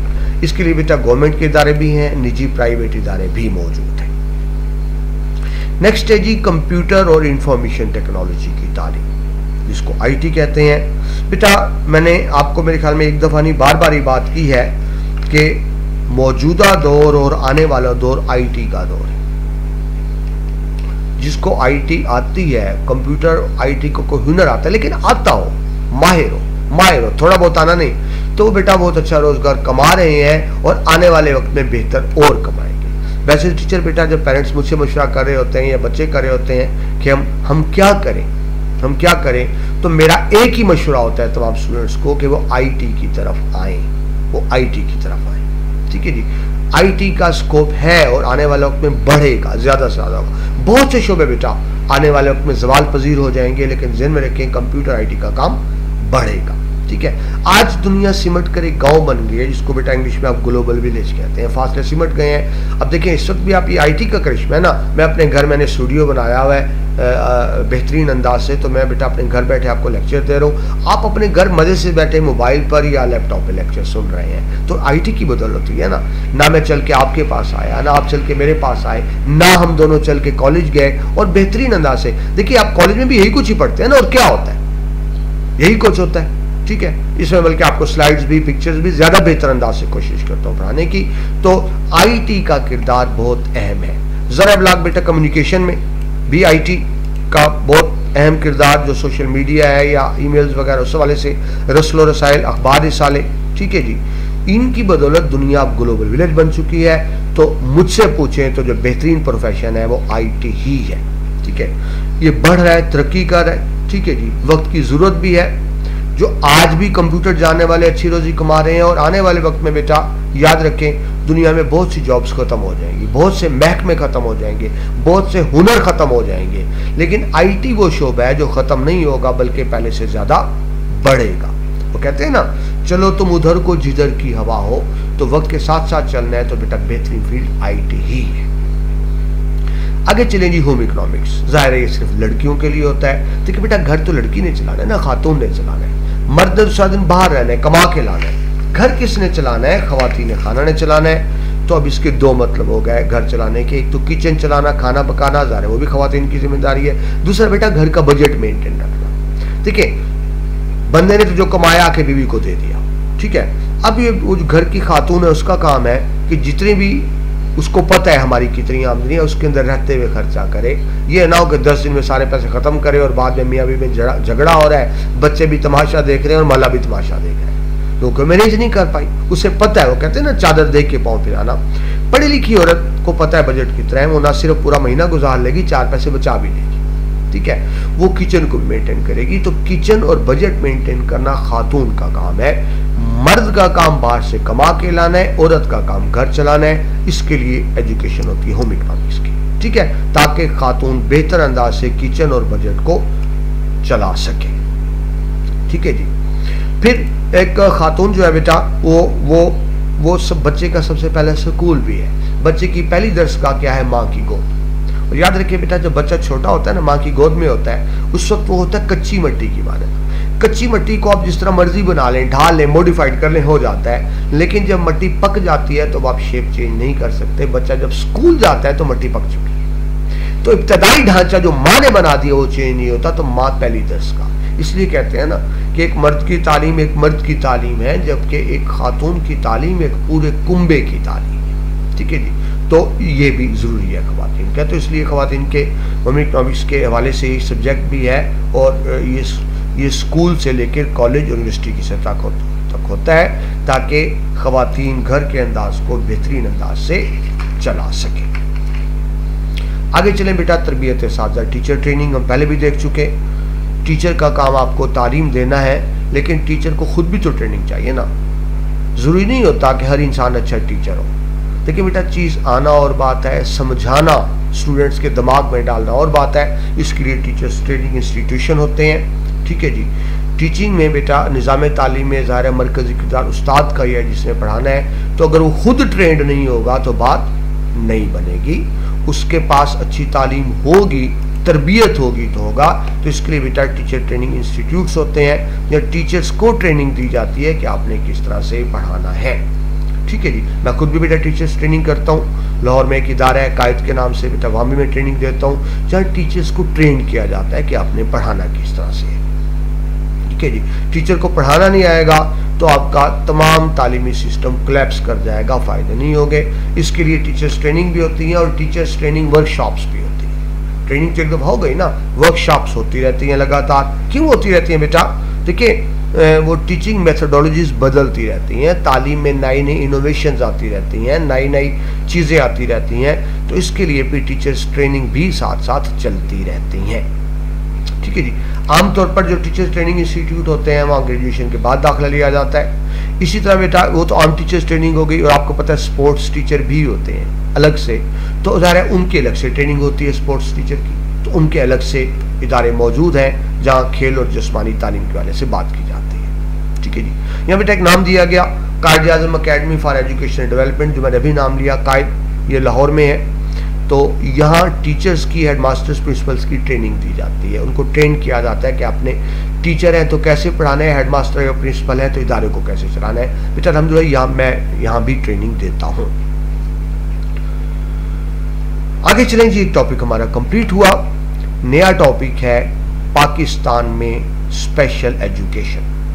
अब बेटा स्पेशल एजुकेशन किसको कहा जाता है? जिसको हम आमतौर पे बच्चे, माजूर बच्चे कहते होते हैं ना, अंधे हैं, देख नहीं सकते, चल नहीं सकते, सुन नहीं सकते, गुंगे बहरे, जिसको डेफ कहते हैं। लेकिन बेटा लफ्ज़ अच्छा नहीं है ना, किसी को अंधा गुंगा बहरा कहें तो अच्छा नहीं लगता, वो हर्ट होता है। तो इसके लिए ये लफ्ज़ इस्तेमाल होता है स्पेशल चिल्ड्रन, यानी हम अंधे गुंगे बहरे कहने की बजाय हम कह देते हैं कि ये स्पेशल चिल्ड्रन है, और उनकी तालीम को कह देते हैं स्पेशल एजुकेशन है।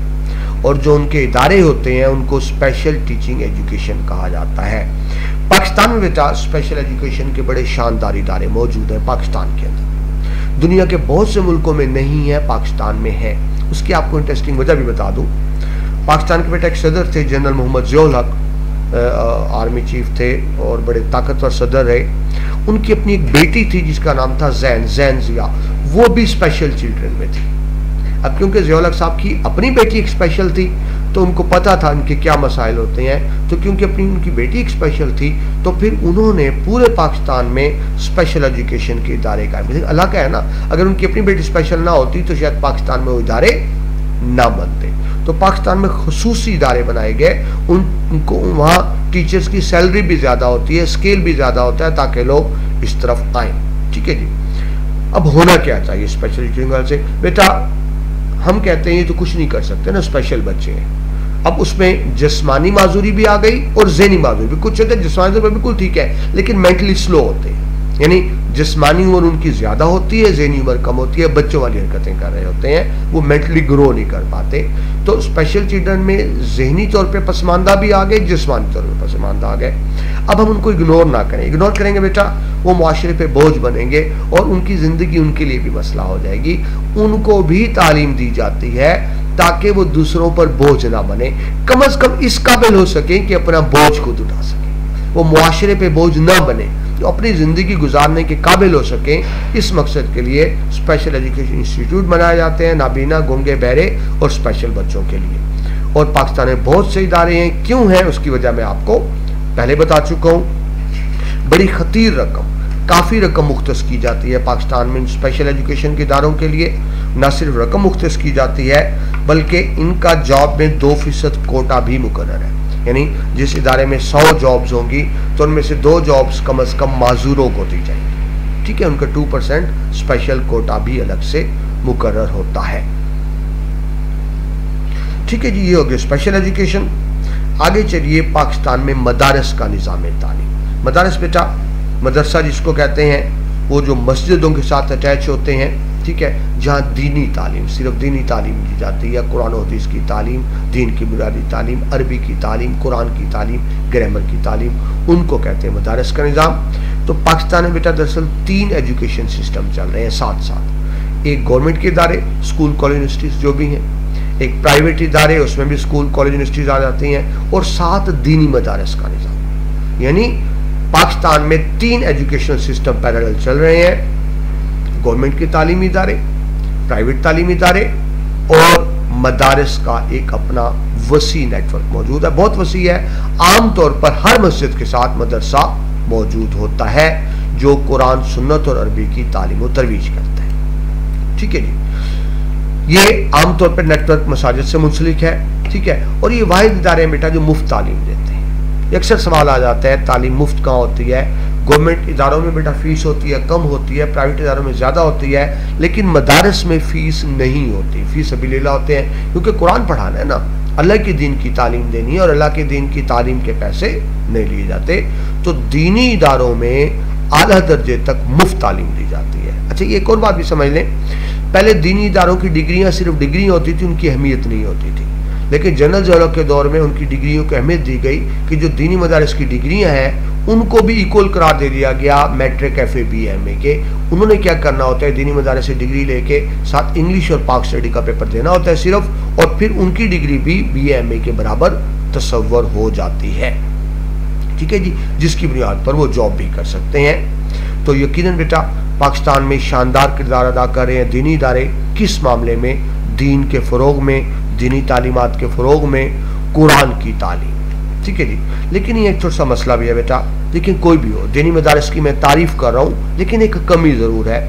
एक लड़का या लड़की बेटा जो दीनी मदारस में, आप से जो बच्चे दीनी मदारस में पढ़े हुए हैं, दरस निज़ामी में पढ़े हैं, उसी को समझ सकते हैं। एक बच्चा जब दरस निज़ामी में जाता है वो 6-7 साल लगाता है, बल्कि 8 साल तक लग जाते हैं। अब 8 साल में दरस निज़ामी तो उसने कर लिया, लेकिन जो प्रैक्टिकल लाइफ में आता है तो उस बुनियाद पर उसको नौकरी नहीं मिलती। जिंदगी में 8 साल लगाने के बाद भी नौकरी नहीं मिलती। बेटा पेट तो रोटी मांगता है ना। आपने अरबी सीख ली, कुरान सीख लिया, बहुत अच्छा किया, कुरान सुन्नत सीख ली, बहुत अच्छा किया, लेकिन अब रोजी भी तो कमानी है ना। तो होता ये है कि क्योंकि हमारे दीनी मदारस में सिर्फ कुरान और सुन्नत की तालीम दी जाती है, तो होता ये है 7-8 साल के बाद तालीम मुकम्मल कर जब निकलते हैं तो वो रोजी कमाने के काबिल नहीं होते। तो ज़रूरत इस बात की है कि दीनी मदारस में जहाँ दीन की तालीम दी जाए वहाँ साथ साथ उनको कोई हुनर भी सिखाया जाए, स्किल भी सिखाई जाए, फ़न भी सिखाया जाए, प्रोफेशनल तालीम दी जाए, ख़ास तौर पे कंप्यूटर की तालीम दी जाए, ताकि बच्चा जब दरस निज़ामी करके 6-7 साल 8 साल लगा कर निकले तो वो मुआशरे पर बोझ न बने, बल्कि वो खुद भी इस काबिल हो कि रोज़गार कमा सके। यही वजह बेटा गवर्नमेंट ने भी जोर दिया इस बात पर कि दीनी मदारस में साथ साथ साइंसी उलूम भी पढ़ाई जाए, ताकि वहाँ से जो पढ़ कर निकलें फारगुल तहसील वो मुआशरे के मुफीद शहरी बन सकें और वो अपना किरदार अदा कर सकें। ठीक है जी, एक आखिरी बात बेटा, जिस तरह आप मैट्रिक, FA, जब आप मैट्रिक और इंटर के पेपर देते हैं तो आपका बोर्ड है, board of intermediate and secondary education, जो आपके इम्तहान लेता है, आपको सनद जारी करता है। बिल्कुल वैसे ही दीनी मदारसों का भी अलग से एक बोर्ड बना दिया गया है, जिसको कहा किया गया मदरसा एजुकेशन डायरेक्टरेट। यानी इनका एक अपना बोर्ड है, वो जो इनके इम्तहान लेता है और उसको रेगुलराइज करता है ताकि उसकी डिग्री की भी अहमियत हो। तो इनका अलग से दीनी मदारस का बोर्ड मौजूद है। ठीक है जी, तो बहरहाल काम बहुत अच्छा कर रहे हैं, लेकिन बहरहाल अगर उसके साथ जदीद आलूम को शामिल कर दिया जाए तो उसका फ़ायदा क्या होगा कि वो इसके बाद एक रोज़गार कमाने के भी काबिल हो सकेंगे। आगे चले बेटा नेक्स्ट टॉपिक, पाकिस्तान में फासलाती निज़ाम तालीम, नाम ही बेटा बता रहे हैं, फासला, दूर से। दूर का क्या मतलब, जहाँ आप चल के ना जाएं। देखिए बेटा, स्कूल में आप चल के जाते हैं, कॉलेज यूनिवर्सिटी चल के जाते हैं, तालीम हासिल करते हैं। फासलाती निज़ाम तालीम घर बैठे बैठे, जिस तरह इस वक्त भी बेटा फासलाती निज़ाम तालीम, जिसको डिस्टेंट लर्निंग कहते हैं। देखिए बेटा, मैं अपने घर बैठा हूँ, आप अपने घर बैठे, ठीक है जी, और तालीम हासिल करें। ना मैं चल के आपके पास गया, ना मेरे पास आए, ना हम किसी स्कूल कॉलेज में गए, ठीक है। तो जो घर बैठे बैठे तालीम हासिल की जाती है उसको फासलाती निज़ाम तालीम कहते हैं। पाकिस्तान में इसके लिए बहुत बड़ी यूनिवर्सिटी बनी, पीपल्स पार्टी की हुकूमत में बनी थी, तो उसका नाम रखा गया पीपल यूनिवर्सिटी, ठीक है जी। लेकिन जब पीपल्स पार्टी की हुकूमत खत्म हुई, ज़िया-उल-हक की हुकूमत आई, तो उन्होंने नाम तब्दील कर दिया और उसका नाम रख दिया अल्लामा इकबाल ओपन यूनिवर्सिटी। ये पूरे मुल्क में फासलाती निज़ाम तालीम, यानी आपको जाना नहीं पड़ता, आप दाखिला भेजते हैं, ठीक है जी। और होता क्या है, घर बैठे बिठाए आपको बुक्स आ जाती हैं, असाइनमेंट्स आ जाती हैं, आपने असाइनमेंट्स को सॉल्व करना होता है, उनको भेज देना होता है। एंड पे एक आधे हफ्ते की वर्कशॉप होती है, और सिर्फ आपने जाना कब है, जब एंड पे बोर्ड के पेपर होते हैं, ठीक है। तो घर बैठे बैठे तालीम, बुक्स इस तरह लिखी जाती हैं कि तशरीह साथ होती है। हमारी बेटा बुक्स तो इस तरह होती है ना कि बुक्स होती है, तशरीह टीचर करता है, लेकिन ओपन यूनिवर्सिटी की बुक्स ही इस तरह होती हैं कि उनके अंदर तशरीह मौजूद होती है। तो यूँ आप घर बैठे बैठे तालीम हासिल कर सकते हैं अल्लामा इकबाल ओपन यूनिवर्सिटी के जरिए, ठीक है जी। ओपन यूनिवर्सिटी के दफातर पूरे पाकिस्तान में है, ठीक है, जहाँ तालिब इल्म तालीम हासिल कर सकते हैं। और कहाँ से कहाँ तक, मैट्रिक से PhD तक, matric, FA FSc, BA BSc, MA MSc, MPhil PhD तक, ठीक है जी। और सारे सब्जेक्ट्स, आर्ट्स के सब्जेक्ट्स भी हैं, साइंस के भी हैं, कंप्यूटर के भी हैं, दीगर भी हैं। बल्कि अब तो इंटरनेशनल जो अक़वाम मुत्तहिदा के तावन से इंटरनेशनल भी बहुत से कोर्स यहाँ कराए जा रहे हैं, ठीक है जी।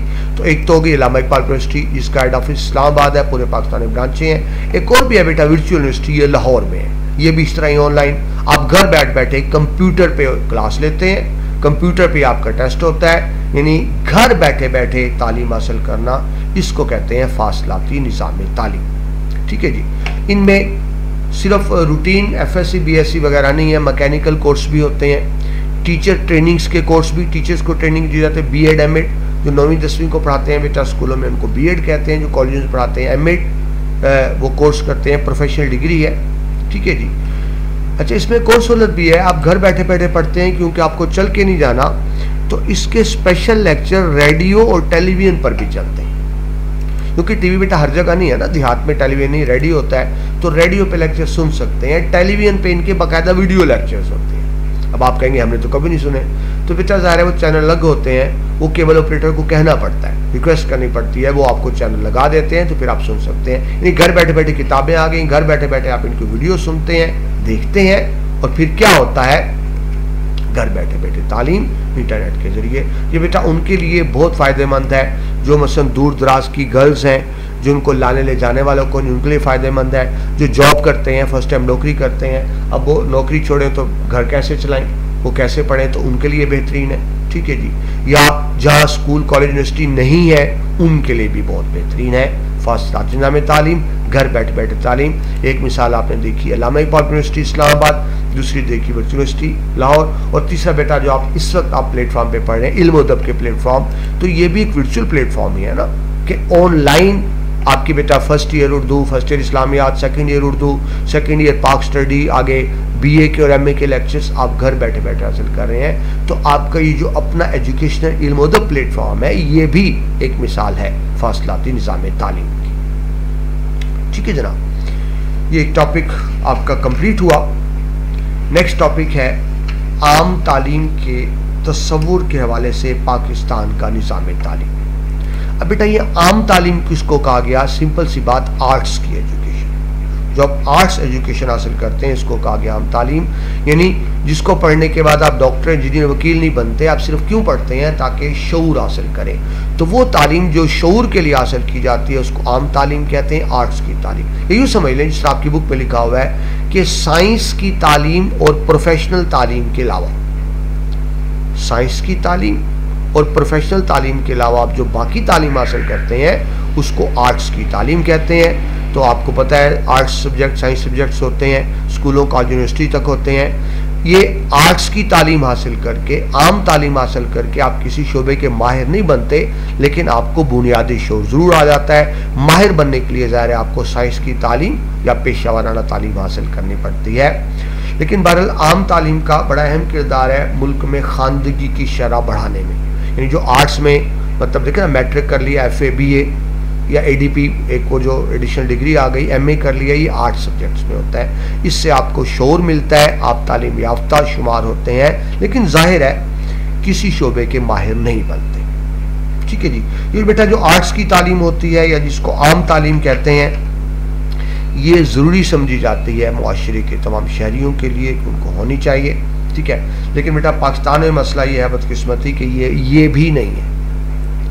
पहली बात, पाकिस्तान में करोड़ों बच्चे स्कूल जाते ही नहीं। ठीक है। और जो जाते हैं उनमें से भी 40% से ज़्यादा इब्तदाई तालीम यानी 5वीं की तालीम से पहले स्कूल छोड़ देते हैं। तो ये गवर्नमेंट का काम है कि इस चीज़ को यकीनी बनाए कि हर बच्चा ये तालीम हासिल करे, इब्तदाई तालीम कम से कम पहले से 8वीं तक। वैसे भी आपको पता हो कि इस वक्त पाकिस्तान में कानून तो मौजूद है कि वो बच्चे जो स्कूल जा सकते हैं, अगर नहीं जाते तो माँ बाप को सजा दी जा सकती है। लेकिन सारा बेटा सिर्फ किताबों में पढ़ा हुआ है, अमलन उस पर उस तरह से इम्प्लीमेंट नहीं है। ज़रूरत है इस चीज़ की। और फिर आपके यहाँ स्कूल भी बहुत कम है, सहूलतें बहुत कम है। ज़रूरत है इस चीज़ की कि जगह जगह हर इलाके में स्कूल बनाए जाएँ, शहर शहर गाँव गाँव माँ बाप को तरगीब दी जाए कि वो बच्चों को स्कूल भेजें, ताकि जो शरह खानदगी को बढ़ाया जा सके। पाकिस्तान में बेटा शर्मनाक हद तक, खतरनाक हद तक, शर्मनाक हद तक शरह खानदगी कम है। ठीक है जी। आगे चलें। जो बेटा नाखानदा होगा, अनपढ़ होगा, वो मुल्क के लिए, वो अपने लिए खतरा तो है, वो मुल्क के लिए भी खतरा है, क्योंकि उसके पास तो शोर ही नहीं ना, अनपढ़ है। और जो फैसला करेगा गलत करेगा, वो अपना भी नुकसान करेगा, घर का भी नुकसान करेगा, मुल्क कौम का भी नुकसान करेगा। तो मुल्क की तरक्की में जो सबसे बड़ी रुकावट है वो अनपढ़ नाखानदा तबका है। जरूरत इस बात की है कि आर्ट्स की तालीम ही सही, लेकिन कम से कम बुनियादी तालीम जरूर हो। इंसान को इतना शऊर जरूर आ जाए कि अच्छे बुरे में तमीज कर सके, अपना बुनियादी हिसाब किताब खुद कर सके। तो ये अहमियत है आम तालीम की। बल्कि अब तो एक और किया गया कि जो बूढ़े हो चुके हैं, वो दादा दादी टाइप, नाना नानी वगैरह, तो उनको भी तालीम दी जा रही है, क्योंकि वो भी मुआशरे का हिस्सा है। देखिए हमारे आज भी खानदान के फैसले बड़े करते हैं। अब अगर बड़ा बुजुर्ग खुद अनपढ़ ना खानदा है तो फैसला गलत करेगा। तो बूढ़ों को भी तालीम दी जा रही है, जिसको हम कहते हैं तालीम बालगा। ठीक है जी। तो पाकिस्तान में तालीम बालगा के मराकज भी मौजूद हैं, जब बूढ़ों को तालीम दी जाती है, और इसमें भी ज़रा अबलाग से मदद दी जाती है। वही बात, रेडियो टेलीविजन पे इनके स्पेशल लेक्चर्स होते हैं। ठीक है जी। तो ये तो हो गया कि पाकिस्तान में आम तालीम यानी आर्ट्स की तालीम का क्या तस्वुर है जी। आगे बढ़ते हैं जी, क्योंकि हमने एक ही वीडियो में लेक्चर कंप्लीट कर रहे हैं हम हसूल तालीम के ज़राए, कि पाकिस्तान में कितने ज़रिए हैं तालीम हासिल करने के, हम उसको देखेंगे। तो 3 ज़राए हैं बेटा पाकिस्तान में तालीम हासिल करने के: रस्मी तालीम, नीम रस्मी तालीम और गैर रस्मी तालीम। हम तीनों को अलग अलग तफसील से देखेंगे कि तीनों तरीक़ाकार में क्या फ़र्क है जी। तो हसूल तालीम के जो मुख्तलिफ ज़राए हैं 3 हैं। रस्मी तालीम, जिस तरह भी आपको पता है, नीम रस्मी तालीम और गैर रस्मी तालीम। बड़ी सिंपल सी बात बेटा, अगर आपको मुख्तसर से डिफाइन कर दूं, वो तालीम जो स्कूल कॉलेज यूनिवर्सिटी में आप जाकर हासिल करते हैं वो है रस्मी तालीम। यानी आज तक आपने स्कूल कॉलेज में जितना भी पढ़ा है वो रस्मी तालीम होती है। रस्मी तालीम में क्या होता है, निसाब डिफाइंड है, यानी आपको पता है आपने कौन सी बुक्स पढ़नी है, कौन सा सिलेबस पढ़ना है, निसाब डिफाइंड होता है, कोर्स आपका डिफाइंड होता है, आपके टीचर्स मुकर्रर होते हैं। इबारत आपका स्कूल कॉलेज ये नहीं कभी कोई स्कूल होगा कभी कोई क्लास होगी, ऐसा नहीं होगा। आपकी क्लास मुकर्रर है, कॉलेज मुकर्रर है, ठीक है, आपके टीचर्स मुकर्रर है, निसाब मुकर्रर है, आप जाके तालीम हासिल करते हैं, टीचर्स आपको पढ़ाते हैं, उस तालीमी निसाब में से आपका इम्तहान लिया जाता है और आपको सर्टिफिकेट डिग्री दी जाती है। तो जितनी भी तालीम आप स्कूल कॉलेज यूनिवर्सिटी में हासिल करते हैं उसको रस्मी तालीम कहते हैं। ठीक है जी, ठीक है। रस्मी तालीम में क्या हो गया, इदारा भी मुकर्रर, टीचर भी मुकर्रर, निसाब और सिलेबस भी मुकर्रर, वो होता है रस्मी तालीम जो आप जाके इदारों में हासिल करते हैं। दूसरा था जी उसके बाद नीम रस्मी तालीम। नीम रस्मी तालीम ही होती है कि इसमें आप निसाब तो मुकर्रर है लेकिन आप इदारे में जाते नहीं हैं, जिस तरह मैंने भी आपको मिसाल दी अल्लामा इकबाल यूनिवर्सिटी, सिलेबस तो मुकर्रर है लेकिन आप घर बैठे पढ़ रहे हैं, वो अल्लामा इकबाल यूनिवर्सिटी की तालीम हो या आपको बताया था वर्चुअल यूनिवर्सिटी लाहौर की तालीम हो, या इवन इस वक्त आप जो इल्म अदब, ये बेटा ऑनलाइन प्लेटफॉर्म है ना, तो ये भी नीम रस्मी तालीम में आएगा कि आप, मैं अपने घर बैठे पढ़ा रहा हूँ, आप अपने घर बैठे पढ़ रहे हैं, ठीक है जी। तो जहां आप तालीमी इदारे में जाकर पढ़ते हैं, सिलेबस डिफाइंड होता है, इदारे और टीचर डिफाइंड होते हैं, वो होती है रस्मी तालीम। लेकिन जो आप घर बैठे बैठे हासिल करते हैं, सिलेबस तो डिफाइंड है लेकिन आप जा नहीं रहे, घर बैठे हासिल कर रहे हैं, वो है नीम रस्मी। इससे बेटा टीचर भी मुकर्रर नहीं होते। जिस तरह आपने मेरा लेक्चर सुन लिया, यूट्यूब पे किसी और का लेक्चर सुन लिया, तो ऐसा तो नहीं ना आप एक ही टीचर पढ़ा रहे हैं, आप मुख्तलिफ टीचर्स के लेक्चर सुन रहे होते हैं। तो जहां तालीम का निसाब तो मुकर्रर हो लेकिन उस्ताद भी मुकर्रर ना हो और आपने किसी का जाना भी नहीं है, वो तालीमी इदारे की बिल्डिंग भी मुकर्रर नहीं, टीचर भी मुकर्रर नहीं, आप घर बैठे हासिल कर रहे हैं, वो होती है नीम रस्मी तालीम। मिसाल जिस तरह आपको दी, सिलेबस तो मुकर्रर है लेकिन तालीमी इदारा भी मुकर्रर नहीं, टीचर भी मुकर्रर नहीं है। अल्लामा इकबाल यूनिवर्सिटी की क्लासेस की बेहतरीन मिसाल है। तालीम बालगा के मराकज़ जो बूढ़ों को तालीम दी जाती है, मुख्तलिफ ट्यूशन सेंटर्स कह लें, अकेडमीज कह लें, ये सारी गैर रस्मी तालीम की मिसालें हैं। ओपन यूनिवर्सिटी में बेटा टीचर मुकर्रर नहीं होते, असाइनमेंट्स होती हैं, कभी किसी एक टीचर के पास चली गई, कभी दूसरे टीचर के पास चली गई, ठीक है जी। तो वो क्या होगी, नीम रस्मी। फर्क समझ रहे हैं? जहां इदारा मुकर्रर है, सिलेबस टीचर मुकर्रर है और आपने जाके तालीम हासिल करनी है रस्मी। लेकिन इदारा तो मुकर्रर है, सॉरी सिलेबस तो मुकर्रर है लेकिन आपने जाके हासिल नहीं करनी, टीचर मुकर्रर नहीं और घर बैठे हासिल करेंगे, तो वो क्या हो जाएगी, वो हो जाएगी नीम रस्मी, नॉन फॉर्मल। तीसरी जी गैर रस्मी तालीम। सिंपल सी बात बेटा, गैर रस्मी तालीम तो वो है जो आप मुआशरे से हासिल करते हैं, माँ बाप से, बहन भाइयों से, रिश्तेदारों से, ये मुआशरे, सिंपल सी बात। वो कहते हैं ना सबसे बड़ा उस्ताद दुनिया है, मुआशरा बहुत कुछ सिखाते हैं, दुनिया बहुत कुछ सिखाती है। तो जब दुनिया से सीख रहे हैं ना, उनमें आपके घर वाले भी शामिल हैं और दूसरे भी शामिल हैं, वो है गैर रस्मी तालीम। और ज़ाहिर है बेटा जो हम दुनिया से सीख रहे हैं, इसका ना कोई सिलेबस है, ना कोई निसाब है, ना कोई इम्तहान है, ना कोई इम्तहानी मरकज़ है। तो वो जो पैदाइश से लेकर मरते दम तक इंसान दुनिया से हासिल करता है, वो गैर रस्मी तालीम होती है। इसका ना कोई इदारा होता है, ना ही ये शौरी तौर पर, शौरी बेटा जानबूझ कर। देखिए जो मुआशरे से सीख रहे हैं, जानबूझ के नहीं सीख रहे हैं, वो लाशोरी तौर पे वो आपका हिस्सा बन रहा है, उसमें आपके घर, गली, मोहल्ला, दोस्त, बाजार, मस्जिद सारे इसमें शामिल हो जाते हैं। और जाहिर है इसका निसाब वक्त जगह नहीं होता, पहला मरकज तो घर ही है और फिर सबसे सीखते हैं। जो बच्चे अपने माँ बाप से सीखते हैं, जाहिर है वो भी इसी में आ जाएगा गैर रस्मी तालीम में, क्योंकि कोई ये तो नहीं कि बाप कोई बकायदा सिखा रहा है, कोई सिलेबस या बुक। आमतौर पर बेटा जो मसलन काश्तकार है, तो वो जो काश्तकार का बेटा भी काश्तकारी ही करेगा, तो जो काश्तकार होगा ना, वो बचपन में बेटे को साथ लगा लेगा ताकि उस काम को सीख सके। तो बाप से सीख रहा है। आमतौर पे डॉक्टर्स के बेटे डॉक्टर्स ही बनते हैं, इंजीनियर के बेटे इंजीनियर्स ही होंगे, फौजी अफसरान के बच्चे फौजी अफसरान ही बनते हैं, टीचर्स की औलाद आमतौर पे टीचर्स बनती है। जो दुकानदारी कर रहा है वो बाप के बाद बेटा उस दुकान पे बैठेगा। तो बाप क्या करेगा, जब बच्चा छोटा है ना, उसको साथ लगा लेगा, ठीक है। तो यूं वो जो बाप का हुनर है वो बेटे तक मुंतकिल होता रहेगा। और इसको क्या कहेंगे, इसको कहेंगे गैर रस्मी तालीम। लाहौर का बेटा लाहौर, तरखान का आमतौर पर तरखान ही बनेगा। इसकी कोई डिग्री नहीं होती, कोई क्वालिफिकेशन नहीं होती, कोई उम्र नहीं होती, सिलेबस नहीं होती। जाहिर है मुआशरे से इंसान सारी जिंदगी ही सीखता रहता है, ठीक है जी। ये आपका टॉपिक कंप्लीट हुआ कि उसूल तालीम के 3 ज़राए, रस्मी तालीम, नीम रस्मी और गैर रस्मी। आगे नेक्स्ट टॉपिक बढ़ते हैं जी, पाकिस्तान में तालीम का तस्वुर। हम तालीम क्यों हासिल करते हैं? ये बात बेटा मैं एक दफ़ा नहीं बार बार आपसे कर चुका। तालीम का बुनियादी मकसद ये होता है कि इंसान को शऊर आए। शऊर के हसूल के लिए तालीम होती है, पेट पालने के लिए हुनर या रोजगार होता है, ठीक है। लेकिन हमारे यहाँ प्रॉब्लम क्या है, हम तालीम हासिल करते हैं रोजगार के लिए ताकि अच्छी नौकरी मिल जाए। बहरहाल देखते हैं पाकिस्तान में तालीम का तस्वर क्या है, यानी पाकिस्तान में तालीम क्यों हासिल की जाती है। सारे बेटा तालीम का बुनियादी तस्वर तो ये होता है कि मकसद हयात। अब हर कौम का अपना अपना मकसद हयात है। मगरबी दुनिया का मकसद ज़िंदगी, मकसद हयात क्या होगा, पैसा कमाना। एक मुसलमान का मकसद हयात क्या होता है, आखिरत संवारना। तो दुनिया की मुख्तलिफ अक़वाम का मकसद हयात मुख्तलिफ होता है, नजरिया हयात मुख्तलिफ होता है। नजरिया हयात क्या है, हम क्यों हैं, दुनिया में क्यों भेजा गया, कामयाबी क्या है, नाकामी क्या है, कामयाबी तक पहुंचने का रास्ता क्या है, इन सारी चीज़ों को नजरिया हयात कहते हैं। अब हर कौम का नजरिया हयात अपना है, हर कौम का मकसद हयात अपना है, तो इसका मतलब समझ जाएं फिर हर कौम का निसाब भी अलग अलग है, हर कौम की तालीम भी अलग अलग है, क्योंकि तालीम नजरिया हयात और मकसद हयात की ही तर्जमानी करती है।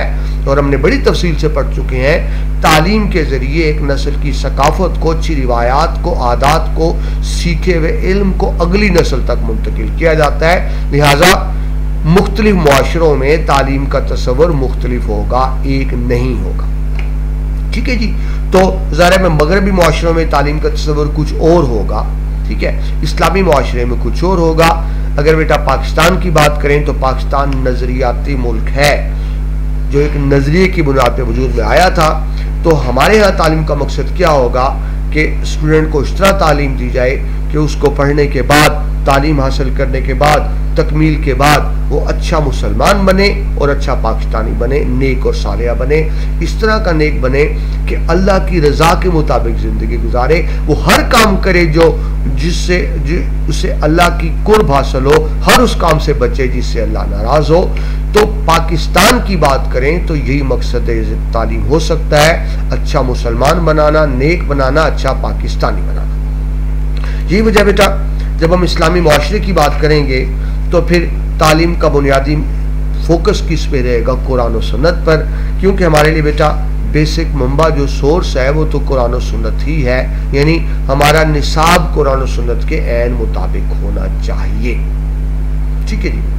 आगे एक बात एंड पे की गई, एक यूनानी फलसफी है अरस्तु, एक बड़ा फलसफी, वो कहा करता था कि इंसान मुआशरती हैवान है, human being is a social animal, लेकिन वो आला दर्जे का हैवान है। इसका बेटा मतलब ये होता है तो कि बेटा एक इंसान अकेला कुछ नहीं कर सकता, हम एक दूसरे के मोहताज हैं। एक इंसान इस काबिल नहीं कि जिंदगी की सारी जरूरियात खुद पूरी कर सके। देखिए डॉक्टर, एक डॉक्टर बन गया वो सबका इलाज कर रहा है, एक इंजीनियर है वो सबको घर बना के दे रहा है, एक उस्ताद बन गया वो सबको पढ़ा रहा है, एक काश्तकार बन गया वो अपने लिए भी और बाकियों के लिए भी गल्ला उगा रहा है। यूं हम सब एक दूसरे पे इन्हिसार करते हैं, डिपेंडेंट होते हैं। एक बंदा खुद डॉक्टर, इंजीनियर, किसान, काश्तकार, उस्ताद नहीं बन सकता, वो किसी एक शोबे में आएगा। तो वो अकेला इंसान सरवाइव नहीं कर सकता, उसको दूसरों से मदद लेनी पड़ती है, दूसरों को मदद देनी पड़ती है, इसलिए उसने कहा मुआशरती हैवान है। हाँ, तालीम के जरिए ये जरूर हो सकता है कि वो आला दर्जे का मुआशरती हैवान बन सकता है। ठीक है जी। अगर बेटा ओवरऑल बात करें तो जो मगरबी दुनिया है वो मादा परस्त मुआशरा है। मादा परस्त जिसको कहते हैं मटीरियलिस्टिक। मटीरियलिस्ट का क्या मतलब कि मगरबी दुनिया में उनके नज़दीक कामयाबी सिर्फ पैसा है, बस पैसा है, जहाँ से है, जैसे है, पैसा है, हलाल हराम के बगैर आखिर वो सिर्फ पैसे की बात कर रहे होते हैं। तो बेटा ऐसा मुआशरा जहाँ दीन ईमान पैसा बन जाए, ऐसा मुआशरा जहाँ इज्जत उसकी हो जिसके पास पैसा है, ऐसा मुआशरा जहाँ सिर्फ पैसे वाले की कदर हो, उसको कहते हैं मादियत परस्त मुआशरा। और ये हैवान से भी फिर बदतर हो जाता है। जहाँ सलाहियत की बुनियाद पे कदर ना हो, इंसानियत की बुनियाद पे कदर ना हो, पैसे की बुनियाद पे कदर हो, वो मादियत परस्त मुआशरा है। और तालीम इंसान को सिखाता है कि सिर्फ पैसा ही कुछ नहीं होता। तालीम बताता है कि इंसान का एक बुलंद मकसद हयात होता है, इंसान को बिला वजह कायनात में नहीं भेजा गया, बुलंद मकासद की तकमील के लिए भेजा गया।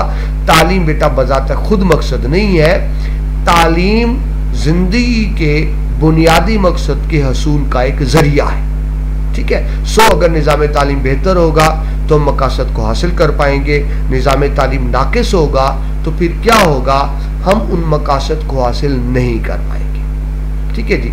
वो मकासद को ही सामने रखकर निसाब मुरतब किया जाता है। और जाहिर है हर मुआशरे के मकासद अलग अलग होते हैं, क्योंकि हर मुआशरे की सकाफत, तहजीब, नजरियात भी एक दूसरे से अलग अलग है। ठीक है जी। तो तालीम क्या है? मुआशरे के मकासद के असूल का जरिया।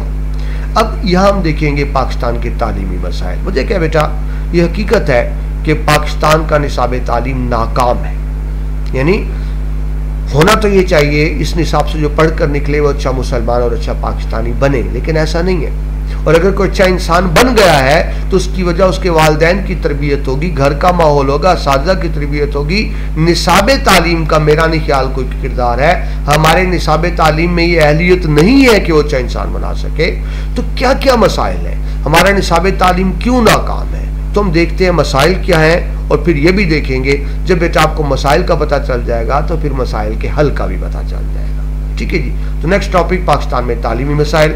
पाकिस्तान में तालीमी मसाइल है, यानी निसाब तालीम से मतलूबा नताइज हासिल नहीं हो रहा है। वो क्यों नहीं हो रहा है, तो इनको देखें। सबसे पहली बात बेटा जो की गई वो क्या है, फरसूदा निज़ाम तालीम। फरसूदा बेटा पुराना, मैंने इसी लेक्चर के शुरू में आपको एक बात बताई थी कि जब यहाँ अंग्रेज़ों की हुकूमत थी तो लॉर्ड मैकाले ने एक निज़ाम तालीम बनाया था जिसका मकसद ये था कि अच्छे गुलाम बनाए जाए, ना कि अच्छे इंसान बनाए जाए। वो तो अंग्रेज चले गए, हमें आज़ादी हासिल किए भी 75 साल से ज़्यादा हो गए, लेकिन आज भी सिस्टम वही है।